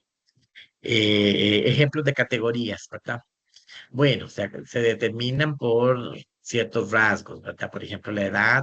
Entonces nosotros dividimos a los niños en ciertas categorías, perdón, dividimos a los niños, no a las personas en ciertas categorías, pues según su edad. Entonces los agrupamos en niños, jóvenes, adolescentes, adultos, adultos mayores, etcétera, etcétera, que antes se les llama, ahora siempre se hacen como eufemismos, ¿verdad? O sea, queremos ya, es lo mismo, pero le decimos de otra forma. A una persona vieja o anciana ya no se le dice viejo o anciano porque se considera despectivo, entonces le decimos adultos mayores, adulto joven, ¿verdad? Y esos son como palabrerías nada más para nombrar, pero a la larga es lo mismo. Entonces, ¿cuál es el problema? Que obviamente a veces hay unos que van a estar en un poder o en una situación pues más privilegiada que los otros, ¿de acuerdo? Bueno, el género, ¿verdad? Entonces, de acuerdo con el género, dividimos a los seres humanos en hombres y mujeres. Bueno, ya esta categoría como que ha perdido un poquito ay, no sé cómo decirlo, ¿verdad? Porque ya ahora no se divide a los hombres, ¿verdad? Y a las mujeres en esos dos grupos, sino que ahora antes se hablaba de dos géneros y ahora se habla como de 20 géneros, entonces una cosa ahí rarísima, ¿verdad? Pero bueno, digamos que todavía esa categoría se podría mantener. También, dependiendo de la etnia, podemos establecer categorías, ¿verdad? Y hacer una división entre personas, pues lo que son blancos, de raza blanca, los latinos, los asiáticos, los chinos, ¿verdad? Que ahora también es un eufemismo, es un pecado usar ciertas palabras, ¿verdad? Yo a veces pienso que tiene de malo decir negro, pero ya hemos llegado a un punto en el que decir negro y yo le puedo decir a alguien negrito, o no sé, ¿verdad? Depende, y eso que tiene de malo, pero entonces ya más bien como que ya las ciertas categorías que se le dan a las personas, ciertas etiquetas, pues han pasado a ser pues hasta negativas, ¿verdad? Y ya en ciertas ciudades, por ejemplo, en Estados Unidos, ¿verdad? Mencionar esa palabra, pues puede ser ofensivo y usted lo puede hasta despedir dependiendo de si le dice negro a otra persona, ¿verdad? Bueno, entonces también tenemos categorías en los trabajos, ¿verdad? No es lo mismo el jefe, el empleado, el supervisor, ¿verdad? Etcétera. Bueno, no sé si les queda claro. Y por último, tengo aquí el último componente de la realidad social, que son las sanciones, que ya eso lo vimos un poquito, ¿verdad? Que las sanciones tienen que ver con la aplicación de premios o castigos, ¿verdad? Como consecuencia del cumplimiento o no cumplimiento de las expectativas de comportamiento, bueno, de las personas. Entonces, si alguien, por ejemplo, transgrede las normas, no sigue las normas, si alguien no desempeña el rol que tiene que desempeñar o no reconoce la categoría o el estatus de otra persona, es probable que esa persona reciba una sanción. Todas las sociedades, todas las familias, todos los grupos sociales establecen ciertas sanciones para mantener el orden y el control social. Y esas sanciones pueden ser muy simples, desde un gesto, una mirada, como les decía antes, hasta un regaño, pérdida de privilegios, un despido, una multa, una agresión, etcétera, etcétera. Ahora, muchas veces siempre las sanciones se ve como algo negativo, como si esto fuera algo negativo, pero no necesariamente a veces la sanción tiene que verse como algo negativo, ¿verdad? Sino que las sanciones sirven para modificar el comportamiento de la persona de una forma positiva también. Yo a veces difiero, digamos, yo no estoy de acuerdo en maltratar a un niño, ni mucho menos, ¿verdad? Porque a mí me encantan los chiquitos y todo el asunto, pero yo a veces digo, ¿verdad? O yo soy de la idea de que a veces un par de nalgadas no cae mal, pero yo no sé por qué ahora se tiene la idea de que no, que el chiquito, entonces a veces usted ve chiquitos, por ejemplo, en lugares públicos, en un restaurante, en una cosa que el chiquillo literalmente o la chiquita literalmente se sube encima de la mesa, grita, bota las cosas y que la mamá no haya ni cómo tocarla ni decirle nada, porque es aquello como que al chiquito no se puede tocar ni, ¿verdad? Es una cosa, o sea, ya a veces las sanciones no hay que satanizarlas y pensar que las sanciones son malas, no. Como les digo, a veces un par de nalgadas, un estate quieto, no le cae mal a un chiquito, ¿verdad? Y el problema es este, que la sociedad se está haciendo cada vez más permisiva y estamos dejando a los niños hacer lo que quieran, y entonces de eso estamos viendo las consecuencias, ¿verdad? Actualmente, de muchachos y muchachas jóvenes, adolescentes que no respetan nada, que no les importa nada, y es precisamente la consecuencia de no haber recibido en su casa cierto tipo de sanción. Y no siempre la sanción pues tiene que ser un golpe, un castigo, ¿verdad? Pero a veces la sanción puede ser simplemente, no, usted no sale, ¿verdad? O hizo tal cosa, bueno, entonces no sale o se le quita el teléfono, no sé, ¿verdad? Pero que el niño reciba algún tipo de sanción. Y no esto que estamos viviendo ahora, donde más bien hay papás que parece que no le tienen miedo, sino que le tienen terror a los hijos, ¿verdad? Como que se hace lo que el niño dice, ¿verdad? Y lo que la chiquita dice, lo que, así sea lo que sea, y si el chiquito pegó gritos y dice que él no quiere comerse esa comida, que él lo que quiere es pizza, pues entonces el papá agarra el carro y sale en carrera a comprar una pizza porque el chiquito es lo que quiere y hay que darle lo que el niño pida, ¿de acuerdo? Entonces, más bien estamos llegando a ese nivel donde las sanciones se han visto como algo malo, ¿verdad? Donde, como me decía una vez una mamá en el colegio, ¿verdad? Bueno, no sé si me da cólera más con el chiquillo, con la mamá, que me decía la mamá, es que, profesor, yo no lo puedo regañar porque cada vez que lo regaño me amenaza con que se va a ir de la casa. Póngase ustedes a pensar, ¿verdad? Bueno, por Dios, ¿verdad? Sí. A veces hemos llegado a un punto, ¿verdad? De como les digo, son los chiquillos los que tienen el control, pero y eso no debe ser, ¿verdad? O sea, como les digo, no estoy a favor del maltrato físico, ni mucho menos, pero a veces hay ciertas cosas que hay que definirlas, y que hay que establecer límites, porque si no establecemos límites, pues la sociedad se nos va a salir de control y los niños se van a salir de control, ¿verdad? Y va a ser una cosa pues terrible. Entonces no tenemos que ver las sanciones como algo negativo, más bien las sanciones definen y regulan los comportamientos de las personas dentro de la sociedad y son necesarias, querámoslo o no, son necesarias. Hay que imponer sanciones a las personas, porque si no imponemos sanciones, pues esto poco a poco se está convirtiendo en un caos social. Bueno, vamos a ver algunos elementos, ¿verdad? Ya vimos que todo esto forma parte del aprendizaje social, entonces vamos a ver algunos elementos que inciden en el aprendizaje social. Uno de ellos son pero no estoy de tiempo, no, 6:04 sí estoy bien. Uno de ellos son los prejuicios.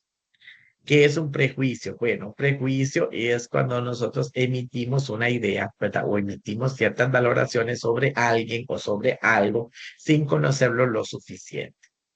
Entonces, cuando nosotros tenemos ciertos prejuicios, es cuando tenemos como ciertas ideas preconcebidas sobre una persona, sobre un grupo de personas, y a veces no conocemos realmente a esa persona ni a ese grupo de personas, pero como que ya tenemos una idea en nuestra mente de cómo son ellos. Y entonces eso a veces incide en la forma como nosotros percibimos a esas personas. Por eso es que dice ahí la autora que si los prejuicios no se controlan, pueden convertirse en conductas discriminatorias o agresivas. ¿Cuál puede ser, digamos, un prejuicio? No sé, digamos que No sé si ustedes han escuchado de los mexicanos. No sé, no tienen algún prejuicio contra la cultura mexicana o contra los alemanes o contra los colombianos. A veces tenemos prejuicios sin conocer realmente a un mexicano o sin conocer realmente a un alemán o a un colombiano, como que tenemos ciertos prejuicios sobre sus grupos.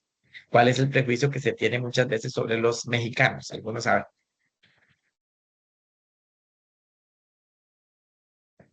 No,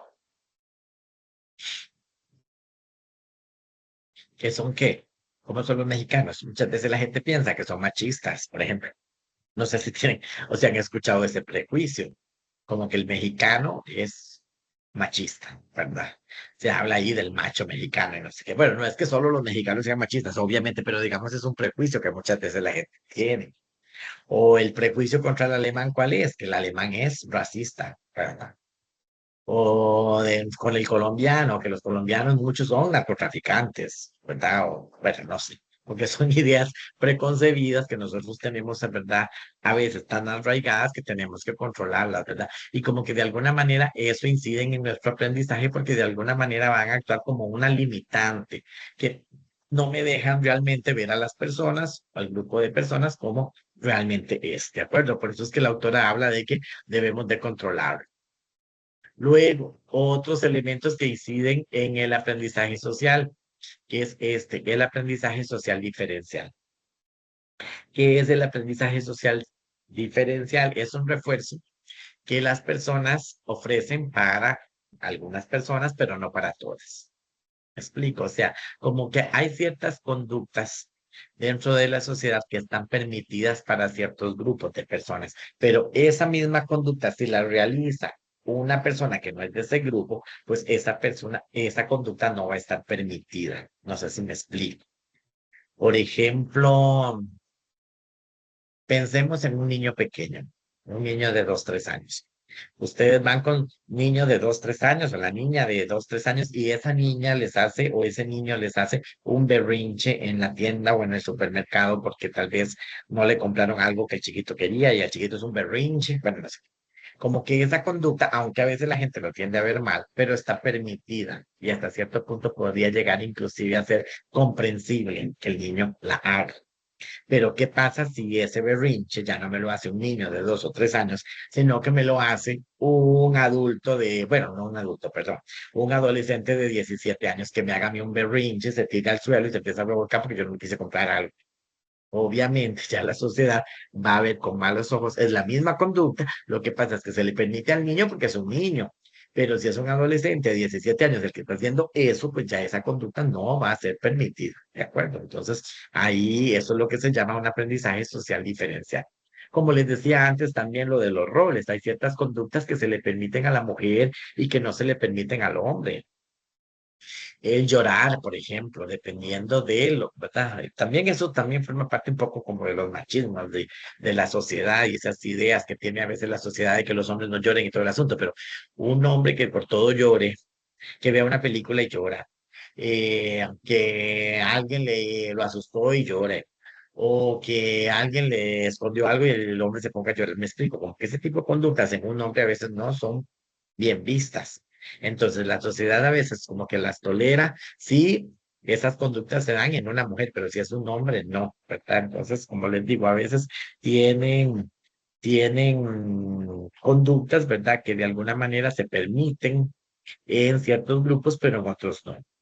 Eh, no sé si les queda claro sobre esto del aprendizaje social diferencial, ¿verdad? Entonces, es como ese tipo de conductas que la sociedad establece para, como permitidas, como válidas para ciertas personas, pero para otras no. Cuando ese comportamiento no se considera adecuado, ya sea por la edad que la persona tenga o por el sexo que la persona tenga, ¿verdad? Como les digo, si es hombre, si es mujer, ¿verdad? Entonces, varía, ¿ya fue?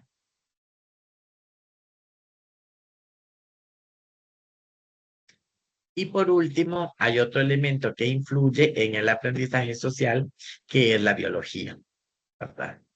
Es una forma de diferenciar, dice la autora, basada en los atributos físicos como deseables en una persona. En eso influye, digamos, lo físico, la altura, la edad, por mencionar algunos aspectos, ¿verdad? Entonces siempre van a haber algunos de esos atributos que se consideran como válidos o se valoran más que otros, ¿verdad? Inclusive sobre los atributos intelectuales, ¿de acuerdo? Que podría afectar de alguna forma porque podría generar cierto tipo de rechazo o discriminación contra una persona simplemente por sus atributos físicos. ¿De acuerdo? No sé si ustedes tienen algún ejemplo y al respecto.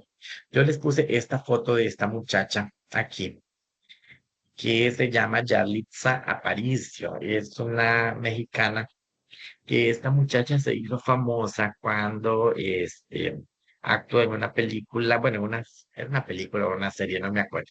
Se llama Roma. Y entonces esta muchacha llegó inclusive a estar nominada a los premios Oscar y no sé qué. Pues, ¿por qué les pongo la imagen de ella y por qué les pongo el ejemplo de ella? Porque muchos consideraban que como esta mujer, ¿verdad? Y así no son palabras mías, ¿verdad?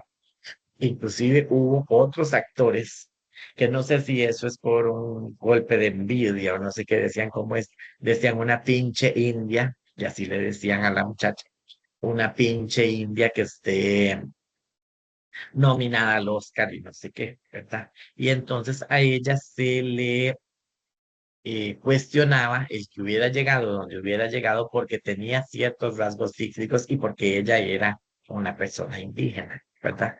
Entonces vean ustedes ahí donde influye el aprendizaje social, los prejuicios, ¿verdad? Las valoraciones de las personas, que ya consideremos que por ser indígena, entonces que ya ella por ser indígena no tenía derecho a ser una buena actriz, e inclusive que esa buena actuación que ella hizo en esa serie, pues se le se le valorara y se le diera inclusive bueno, no se le dio un Oscar, pero digamos que ella estaba nominada para los premios, ¿verdad? Entonces a veces la biología influye, incide en la forma en que nosotros percibimos a las personas. Entonces, algunos atributos físicos que las personas tienen los valoramos sobre otros, ¿de acuerdo? Ahí yo creo que en la unidad didáctica viene el ejemplo de un señor, un muchacho, que si ustedes lo ven, ¿verdad? Bueno, la autora pone en la foto que ella dice, ustedes ven a ese hombre y probablemente ustedes no pensarían que este hombre es un asesino, ¿verdad? Porque a veces tenemos tan arraigado, entonces asociamos a los asesinos como con personas con ciertos rasgos, ¿verdad? Casi siempre, ¿verdad? Y ahí es donde viene el prejuicio, los asociamos como con personas de piel oscura o son personas de clase social baja. Y entonces cuando pensamos en un asesino, muchas veces las personas los asocian con esos rasgos. Y resulta que este hombre, que era un hombre físicamente atractivo, blanco, rubio, no sé qué, y entonces fue el que mató a no sé cuántas personas en un concierto, no sé qué, que hubo una vez en Suecia, no sé qué, en una isla, ¿verdad? Entonces, uno de esos locos que andan sueltos, ¿verdad? Que simplemente agarró una pistola, una ametralladora, no sé qué es lo que andaba y empezó a volar mal a todo el mundo y mató a mucha gente, ¿verdad? Por ser una persona extremista y radical, ¿verdad? Entonces, no se pensaba que esa persona, por su físico, fuera considerado un asesino, porque esa persona entró al lugar, ni siquiera lo registraron, ni siquiera nadie pensó, nadie vio nada sospechoso en él, simplemente por sus rasgos físicos. Entonces vean qué curioso, ¿verdad? Donde a veces la biología influye, ¿verdad? Para que nosotros consideremos que ciertos rasgos físicos se consideran como más valorados o los valoremos más sobre otros, ¿de acuerdo? Lamentablemente, pues eso pasa. Y a veces el problema es que valoramos los rasgos físicos por encima, inclusive dice la autora, de se valoran sobre los rasgos intelectuales, ¿verdad? Ustedes se ponen a pensar que porque yo en un currículum debo adjuntar una fotografía, sí, yo que yo estoy optando por un puesto de trabajo, entonces debería de bastar con mis atestados intelectuales que yo ponga en mi currículum, ¿verdad? Si tengo los títulos que me capaciten o no para el puesto al que estoy optando, y no porque tiene que haber una fotografía de por medio. Y a veces en muchos lugares de trabajo agarran los currículos y con solo ver la foto ya agarran el currículo y dicen, este no, ¿verdad? Simplemente con solo ver la foto del muchacho o la muchacha, ya hay una cuestión ahí prejuiciosa, ¿verdad? En ese sentido. Entonces, eso, ¿verdad? Recuerden que estos son limitantes, ¿verdad? Los prejuicios, estos son limitantes en la biología, el aprendizaje social diferencial, ¿verdad? Son cosas que nos limitan un poco, ¿verdad? En lo que es el aprendizaje social, ¿de acuerdo? Bueno, no sé si hasta aquí, ay, no los oigo, díganme que están ahí, están todos bien, me están oyendo bien, todos, sí. Sí, profe, todo claro. Ah, bueno, bueno, qué dicha, sí, bueno, es que me asusta, como se quiso ir la luz, Dios, que pasa, se fue la luz, estoy aquí hablando solo, ¿verdad? Y nadie me está poniendo atención. Bueno, entonces ya vamos a terminar, ya me falta un poquitito. Bien, profe, Llegamos va a este bien, otro apartado. Dígame, ¿alguien me dijo algo? va bien, profesor, muy Ah, bonito. bueno, bueno, qué dicha, bueno. Llegamos a lo que es el mundo de la vida cotidiana. Entonces, aquí hablamos un poco de lo que es la realidad, ¿verdad? Lo que nosotros, como hablamos en el primer capítulo de este proceso de percibir la realidad. Entonces, para nosotros lo cotidiano, ¿qué es? Pues lo cotidiano es lo inmediato, lo que nos rodea. Lo cotidiano es lo que, mi mundo, ¿verdad? En el que yo me desenvuelvo, en el que yo me desenvuelvo todos los días, ¿verdad? Entonces, eso es mi vida cotidiana. Y lo cotidiano lo damos por sentado como algo normal y natural. Si nosotros pensamos así, estamos ante un realismo ingenuo, ¿verdad? Porque la autora lo que habla es que lo cotidiano se relaciona con lo inmediato, con lo cercano, con lo familiar, pero lo cotidiano no es lo mismo para todos, ¿de acuerdo? Nuestra vida cotidiana es lo que a nosotros nos han enseñado a percibir, ¿verdad? Y nuestra vida cotidiana está compuesta por todo aquello que definimos como normal y evidente según nuestro juicio. Pero la vida cotidiana no es la misma para todos, ¿verdad? O sea, nuestra realidad cotidiana no es la misma para todos porque siempre nosotros vemos las cosas con el filtro de la sociedad a la que pertenecemos y con el filtro que nos han enseñado a ver la vida, ¿de acuerdo? Entonces, no podemos ver las cosas de cierta forma, porque de alguna manera, como lo hablábamos al principio, la sociedad nos va a condicionar a ver las cosas de cierta forma, ¿verdad? Nos han enseñado toda la vida a percibir, a actuar, a comportarnos de cierta forma. Entonces nosotros no somos totalmente libres. Por eso inclusive se habla de sujetos sociales. Somos sujetos porque de alguna manera nosotros hemos aprendido a vivir sujetos a la cultura, a la sociedad en la que nacimos, ¿verdad? La sociedad nos cuestiona o ay, se me fue la palabra que iba a decir, ¿verdad? Como que nos moldea a pensar de cierta forma y actuar de cierta forma, nos condiciona, tal vez esa era la palabra, ¿verdad? Que la sociedad nos va a condicionar a ver las cosas de cierta manera, ¿de acuerdo? Entonces, todo esto va a depender de dónde yo haya nacido, ¿verdad? No es lo mismo, por eso les puse una foto aquí, ¿verdad? Antigua, ¿verdad? No es lo mismo como las personas perciben las cosas o percibían las cosas en 1960, en 1950, a como las percibimos ahora en el 2025, ¿verdad? La forma en la que percibimos las cosas pues va cambiando con el tiempo, ¿verdad? Porque todo esto que vimos, ¿verdad? Las normas, los roles, ¿verdad? Todas estas cosas pues se van modificando con el tiempo. El lenguaje en ese sentido es muy importante porque el lenguaje es el que nos ayuda a percibir las cosas, ¿verdad? Y nos proporciona ciertos conceptos indispensables para orientarnos en el mundo. Nosotros estamos acostumbrados a relacionar lo cotidiano con lo inmediato, con lo cercano, con lo familiar, con aquello que tenemos cerca, ¿verdad? O con aquello que tiene algún fin práctico para nosotros o con nuestra vida diaria, con nuestro trabajo, con nuestra familia. Sin embargo, lo cotidiano no es lo mismo para todos. Para una persona puede ser que lo cotidiano sea levantarse y salir a cazar. O para una persona que es sicario, lo cotidiano es que se levante y que tenga que salir a matar a alguien ese día, ¿verdad? Entonces lo cotidiano no es lo mismo para todos. Para un esquimal, pongámonos a pensar que es la vida cotidiana para un esquimal. Si todo lo que ve a su alrededor es nieve, ¿verdad? Y blanco, no sé, ¿verdad? Se me ocurre, ¿verdad? Estoy hablando ya como de casos extremos, ¿verdad? Donde todo a su alrededor va a ser ver nieve, ¿verdad? Y ver frío y ver, ¿verdad? Entonces, ¿qué es lo cotidiano para esa persona? Aunque esquimal, a una persona que vive en el Amazonas rodeado de naturaleza o a una persona que vive en el desierto, que todo es un paisaje seco, ¿verdad? O sea, todo lo cotidiano va a variar, ¿verdad? Entonces, para cada persona dice ahí que lo cercano, lo familiar de la vida cotidiana es su realidad. y se comparte con otros seres semejantes. No genera dudas, ¿verdad? Nosotros esto no nos genera ninguna duda, nosotros pensamos que esto es lo normal, ¿verdad? Como yo puedo pensar que lo que yo vivo en este momento es lo normal para mí, pues la persona que vive en el desierto, que vive en el Himalaya, ¿verdad? O el esquimal, o el que vive en el Amazonas, pues pensará que eso es lo normal y que esa es su vida y que eso es lo normal para todos, ¿de acuerdo? Sin embargo, conocer la realidad, dice la autora, que no es un proceso sencillo, ¿verdad? Es un proceso a veces un poquito complicado. Entonces, cuando hablamos de conocer la realidad, la autora dice de que la realidad es una cualidad que nosotros le atribuimos a los fenómenos como independientes de nuestra voluntad. Es algo que damos por sentado, pero el conocimiento que tenemos de ella varía según el contexto. Vean la foto de esta aquí, ¿verdad? La realidad de una persona que nace en ciertas condiciones de pobreza, ¿verdad? Es muy diferente para la realidad de un niño que nace con todas las comodidades del mundo, ¿verdad?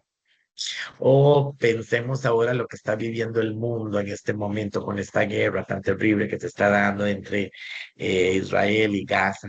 ¿Cuál es la realidad para un niño que le tocó nacer en Gaza todos los días, estar oyendo bombas explotando, ¿verdad? Y muerte y destrucción y aquella cosa, ¿verdad? Entonces, para una persona como, por ejemplo, aquí en Costa Rica, que no estamos acostumbrados a ver coches bomba explotando todos los días, ni siquiera estamos oyendo, bueno, ya estamos viviendo una realidad de un país tan inseguro, ¿verdad? Que ya no sé a qué punto vamos a llegar, pero sí, por lo menos sí podemos, gozamos de esa parte, ¿verdad? Que ustedes no ven coches bombas explotando todos los días aquí en Costa Rica, pues gracias a Dios, ¿verdad? Pero entonces la realidad varía según el contexto y según un montón de factores. Lo que nosotros percibimos como realidad, ¿verdad? Que eso es algo que debemos tomar en cuenta, es todo aquello que ha sido ordenado por el lenguaje y por la comunidad cultural de la cual formamos parte. Lo que nosotros percibimos como realidad es lo que a mí me enseñaron a percibir como realidad. Pero recuerden que lo que yo tengo es solamente una visión de la realidad, que no es la misma visión que tienen todos, ¿verdad? Si nosotros creemos que que mi visión de la realidad es la misma para todos, entonces yo estoy ante, lo que decía la autora en el capítulo anterior, ante un realismo ingenuo. ¿Verdad? Es pensar que todo el mundo piensa como yo, que todo el mundo actúa como yo y que todo el mundo ve las cosas como yo las percibo, ¿verdad? La realidad, entendamos que no es neutra. ¿Verdad? Que la realidad depende mucho del sistema de significación cultural a través del cual nosotros percibimos las cosas.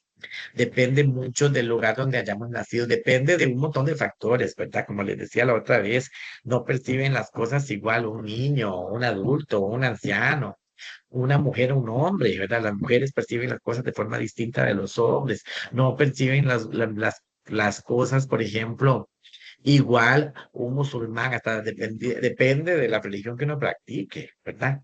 Un musulmán, cómo percibe las cosas, un musulmán, así bien ortodoxo, me refiero, que sea bien apegado a las leyes, a un judío, a un ateo, ¿verdad? A un cristiano, ¿verdad? O sea, siempre a veces, inclusive hasta la religión que practica de alguna manera influye en la forma como estas personas perciben su vida, perciben su cotidianidad, ¿verdad? Entonces, las personas convierten a perdón, depende, digamos, o sea, lo que quiero que entiendan es que depende de muchos factores el cómo nosotros percibamos las cosas, ¿verdad?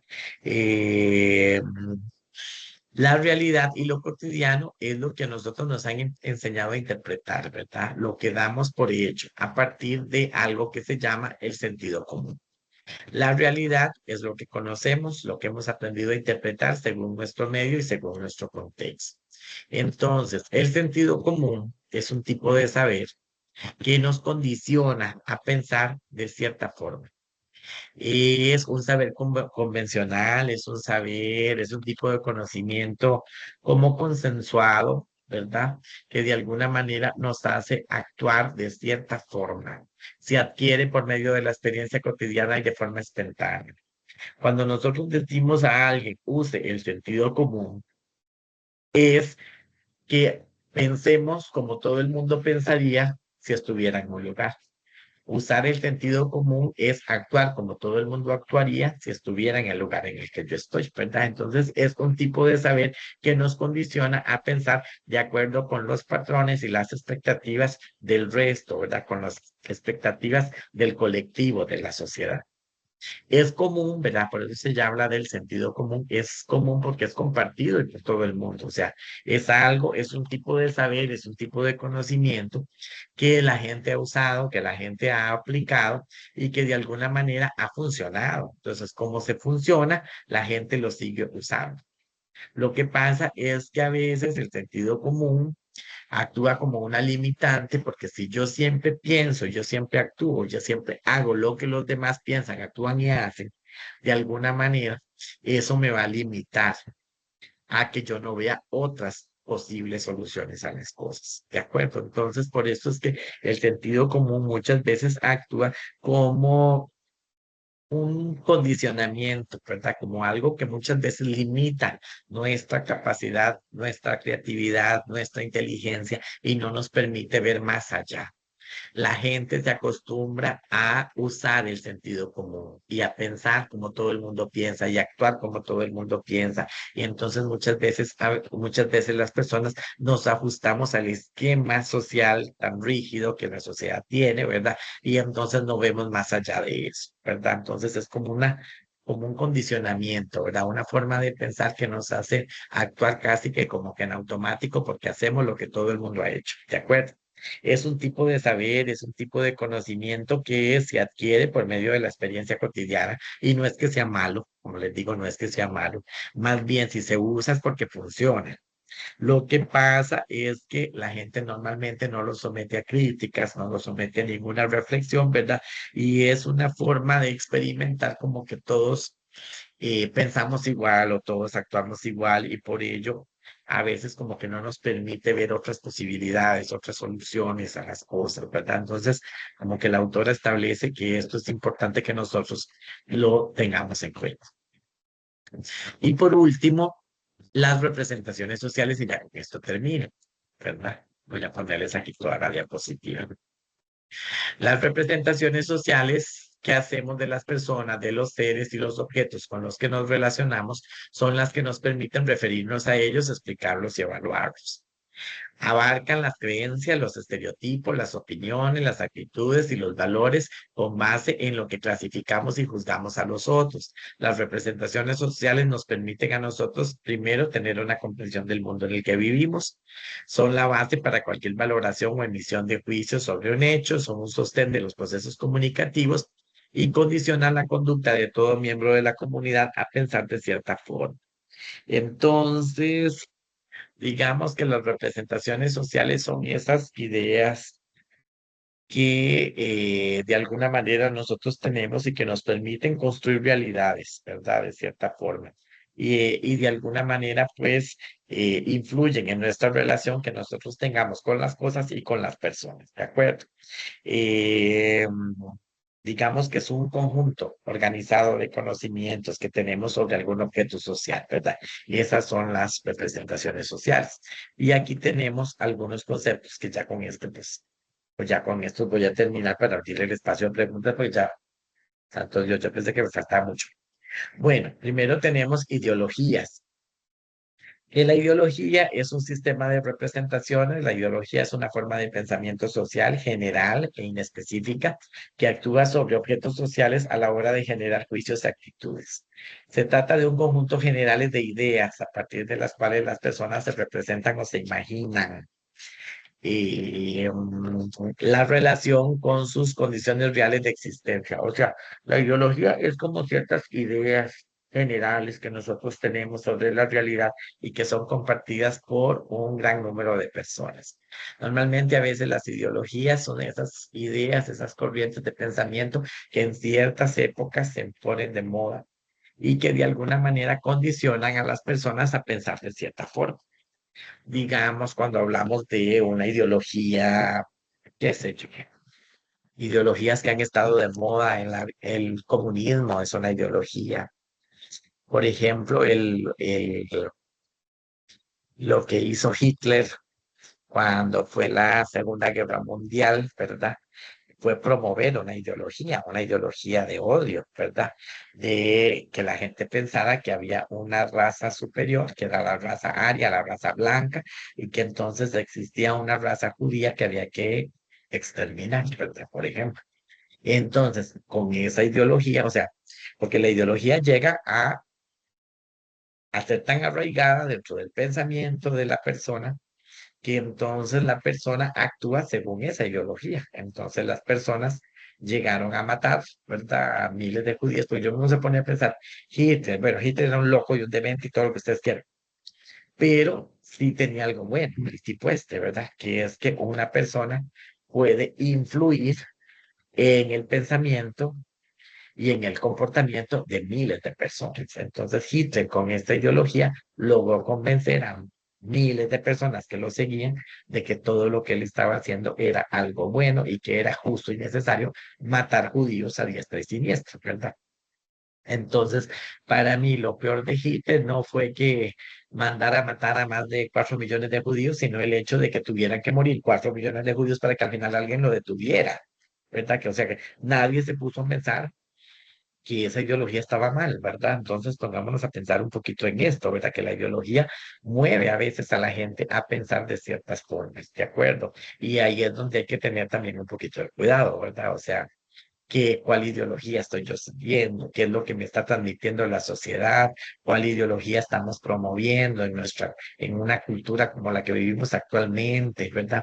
Que son culturas como masificadas, ¿verdad? Entonces, ¿cuáles son las corrientes ideológicas que se están promoviendo actualmente? Si esas corrientes ideológicas me están condicionando a mí como persona a actuar, a pensar de cierta forma y a comportarme de cierta forma, ¿verdad? Entonces, por eso es que hay que tener como cuidado un poco, ¿verdad? Porque todas estas modalidades del pensamiento social condicionan a las personas para que se comporten y para que piensen de cierta forma. Es una concepción de mundo, mira que me faltaba algo más, y un sistema de creencias capaz de penetrar en la vida cotidiana y en la mente de las personas, sin que su presencia ni fuerza sean advertidas conscientemente. O sea, como les digo, a veces yo puedo actuar según cierta ideología, pero a veces, muchas veces las personas no son conscientes de eso, ¿verdad? Entonces ahí es donde se vuelve inclusive peligroso. Bueno, en la ideología, ay, ay, ay, voy a ponerles ahí todas. Dice que es un sinónimo de dominio, una falsa conciencia que legitima el orden establecido. Cuando se habla de una lucha ideológica, se trata de describir la lucha entre dos concepciones de mundo alternativas y que por lo general las visiones son opuestas, ¿verdad? Hay una ideología, siempre en todas las culturas va a haber una ideología hegemónica, porque siempre, como les decía antes, en toda sociedad van a haber grupos que controlan el poder, ¿verdad? Y entonces normalmente esos grupos imponen a los demás ciertas ideologías, ¿verdad? Y ciertas creencias que se hacen parecer como buenas y como sanas y como normales, y todo el mundo las acepta y ya, y la gente muchas veces no se cuestiona, ¿verdad? Y no piensa qué es lo que la cultura dominante me está transmitiendo, ¿verdad? O qué es lo que la cultura dominante está queriendo que yo asuma, ¿verdad? O que yo piense o que yo actúe de cierta forma, ¿verdad? Por eso es que también aquí lo importante es, como decía la autora en el capítulo 1, abrir la mente hacia un realismo crítico, no hacia un realismo ingenuo, porque si estamos ante un realismo ingenuo, lo que vamos a hacer es reproducir pues, todas estas corrientes ideológicas, sin detenernos nunca a pensar si eso está bien o mal, ¿verdad? Simplemente lo hacemos porque sí, ¿verdad? Es más bien el que yo me detenga a cuestionar qué es lo que estoy recibiendo de mi sociedad, ¿verdad? Que me condiciona a pensar de cierta forma. Entonces dice que por lo general las personas no la conocen, pero la viven, ¿verdad? La reproducen. Entonces ahí es donde se vuelve peligroso. Los grupos dominantes buscan la forma de asegurar el consenso ideológico por medio del adoctrinamiento, la persuasión, la costumbre, lo que facilita la aceptación voluntaria del liderazgo de ciertos grupos. Muchas veces todas estas ideologías se transmiten a través de la educación, ¿verdad? Lamentablemente, es mentira, digamos, yo que soy educador y que trabajo en colegio y todo el asunto, y nos dan a nosotros un programa de estudios donde le dicen a uno que hay que formar ciudadanos críticos y conscientes y no sé qué, y ustedes siguen el programa de estudios tal cual, y ustedes se dan cuenta de que lo que menos quiere la sociedad es formar gente crítica. ¿Por qué? Porque al gobierno no le conviene tener gente muy crítica. ¿Qué le pasaría a los gobiernos si todo el mundo fuera muy crítico? Pues probablemente toda esa gente se traería al gobierno abajo, ¿verdad? Precisamente a veces al gobierno le conviene que la gente siga siendo así sumisa y que acepte todo y que no se cuestione nada, ¿verdad? Porque así, de alguna manera, van a seguir ejerciendo el poder sobre esos grupos, ¿de acuerdo? Entonces, estas ideas, bueno, dice ahí, nunca, un grupo de ideas nunca se impone de manera absoluta ni permanente, ¿verdad? Obviamente, porque las ideas pues pueden ir cambiando, pueden ir reformándose con el tiempo. Ay, ay, ay, santo Dios, aquí algo hice. Santísima, perdón. ¿Qué fue lo que hice, Dios mío?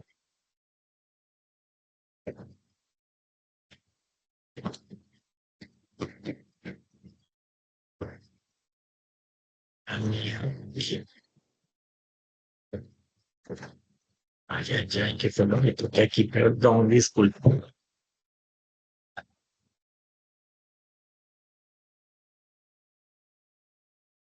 Ya, perdón.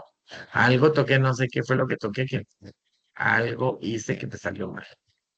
Voy a aquí, perdón, ya, volvió otra vez ahí. Disculpe porque la tecnología me come a mí. Entonces, con esto de las ideologías, a veces tenemos una industria cultural, ¿verdad? Que ejerce ciertos mecanismos de control social. Y aquí tienen un papel muy importante lo que son los medios de comunicación, ¿verdad? Que los medios de comunicación social son un sistema encargado, ¿verdad?, de informar al mundo y de darle forma a al pensamiento, ¿verdad? El problema es que a veces los medios de comunicación no siempre nos presentan las cosas tal y como son, ¿verdad?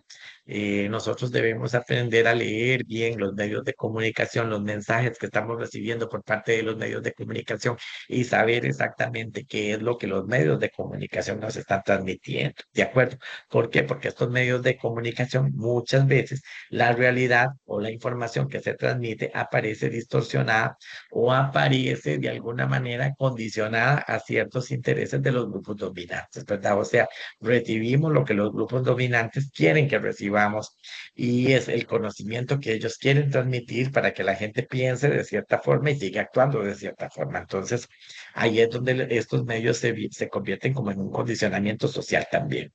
Los medios reducen la realidad a un espectáculo permanente produciendo una falsa impresión del mundo, ¿verdad? Unificado, sin contradicciones, transformando en imágenes, ¿verdad? Por medio de las cuales nosotros internalizamos las reglas, los roles, las categorías, las sanciones de la realidad social hegemónica, sin tomar en cuenta nuestra propia conciencia como sujetos individuales, ya no sujetos de la cultura, sino como seres pensantes.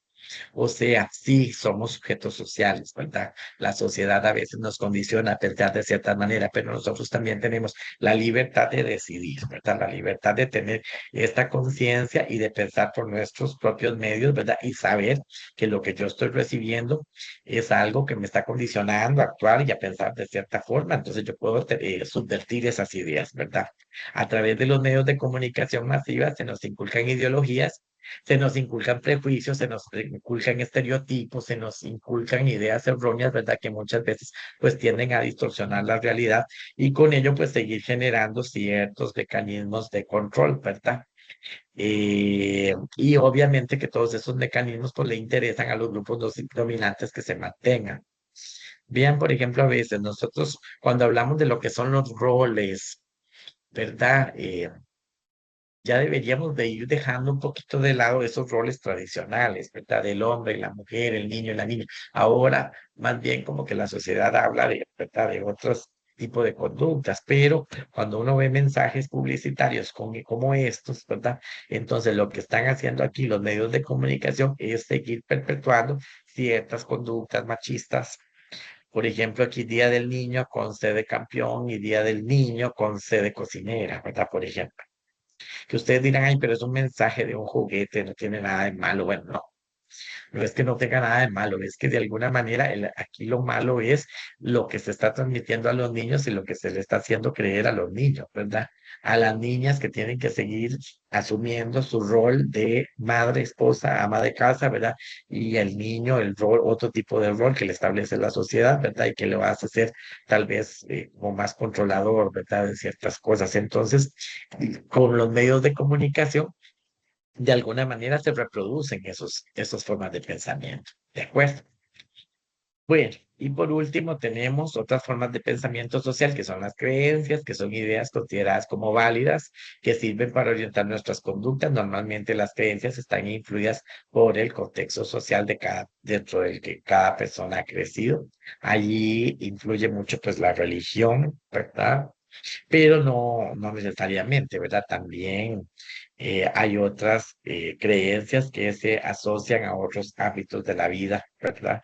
Como la superstición, ¿verdad? O ciertas ideas, pensar que los hombres son superiores a las mujeres. Vean que con los medios de comunicación puede ser que se refuercen esas creencias, ¿verdad? Entonces ahí es donde, como les digo, ahí es donde el medio de comunicación se vuelve un poco peligroso, ¿de acuerdo?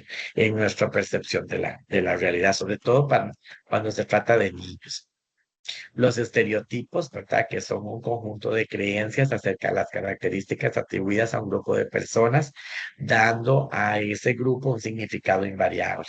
Son producto de la distorsión perceptual, ¿verdad? El estereotipo de que la mujer, por ejemplo, ¿verdad? Cuando yo presento una imagen como esta, entonces de alguna manera estamos como rompiendo con el estereotipo de que es la mujer la que está en la casa, la que cocina, la que tiene que cuidar a los niños, ¿verdad? La que tiene que atender las labores del hogar y que el hombre es el que tiene que salir a trabajar y a traer el sustento para la casa, ¿verdad? Entonces, si estamos así, pues estamos ante un estereotipo que deberíamos de tratar de ir rompiendo, ¿verdad? ¿Qué tiene de malo? Pónganse ustedes a pensar que sea al revés. Porque la mujer no puede ser la que salga de la casa a trabajar y la que traiga el sustento al hogar y el hombre que se quede en la casa cuidando a los hijos. O sea, si lo vemos desde ese punto de vista, pues no tiene nada de malo. Sin embargo, la sociedad ha establecido que eso no es correcto. Y una familia que viva dentro de estos sistemas, pues será siempre una familia que normalmente va a ser pues, rechazada por la sociedad o que por la sociedad la va a ver de forma mal, de forma negativa. Por último, tenemos, bueno, por último, las actitudes, y yo creo que esta es la última, que las actitudes corresponden a la respuesta psicológica dada ante cierto estímulo, perdón, según la disposición interna que nosotros tengamos. La actitud que yo tenga hacia la vida, hacia el estudio, hacia el trabajo, hacia otras personas, ¿verdad? Pues puede ser una actitud negativa, una actitud positiva, una actitud neutral, ¿verdad? Son respuestas que nosotros como seres humanos tenemos ante un estímulo dado, ¿verdad? Por eso es que es importante ver cuáles son los estímulos que estamos recibiendo a través de los medios de comunicación, a través de la sociedad, a través de los sistemas educativos, a través de la televisión, de las redes sociales, ¿verdad? Para ver cuál es la actitud que yo tenga con respecto a todos esos estímulos que yo recibo, ¿de acuerdo? Bueno, y creo que ya terminé. Entonces, no sé si tienen este capítulo nos habla básicamente pues de esta parte del componente de la realidad social. Vean que son como muchos conceptos, pero hablábamos de un pensamiento social, ¿verdad? Todo un conjunto de conocimientos. O sea, como les digo, en todo ese proceso, ¿verdad? Volvamos al principio. En todo este proceso por medio del cual nosotros nos estamos convirtiendo en seres sociales, en seres humanos, entonces vamos a ir adquiriendo una serie de conocimientos, que son todos estos, o sea, qué es lo que la sociedad me enseña, qué es lo que la sociedad me transmite, normas, roles, estereotipos, ¿verdad?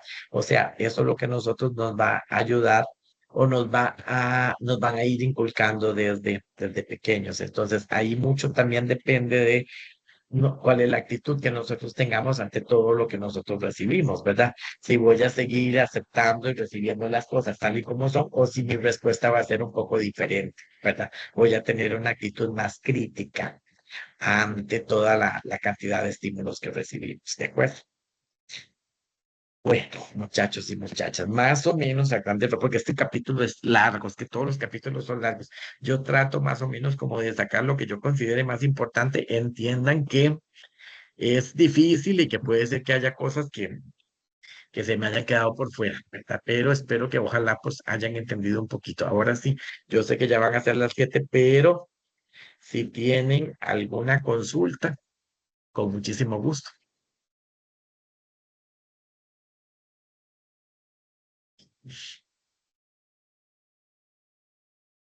No, todo está bien. Están muy callados.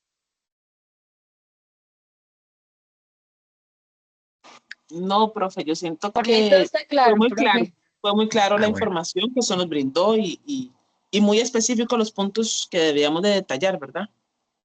Ok, perfecto. Entonces recuerden, como ya para ir terminando, porque ya van a ser las 7, que bueno, el 13 se habilita el proyecto número 2. Si ustedes, alguno, voy a dejar de compartir ya para terminarla. Es que esto no quiero que quede grabado, pero si ustedes ocupan la presentación,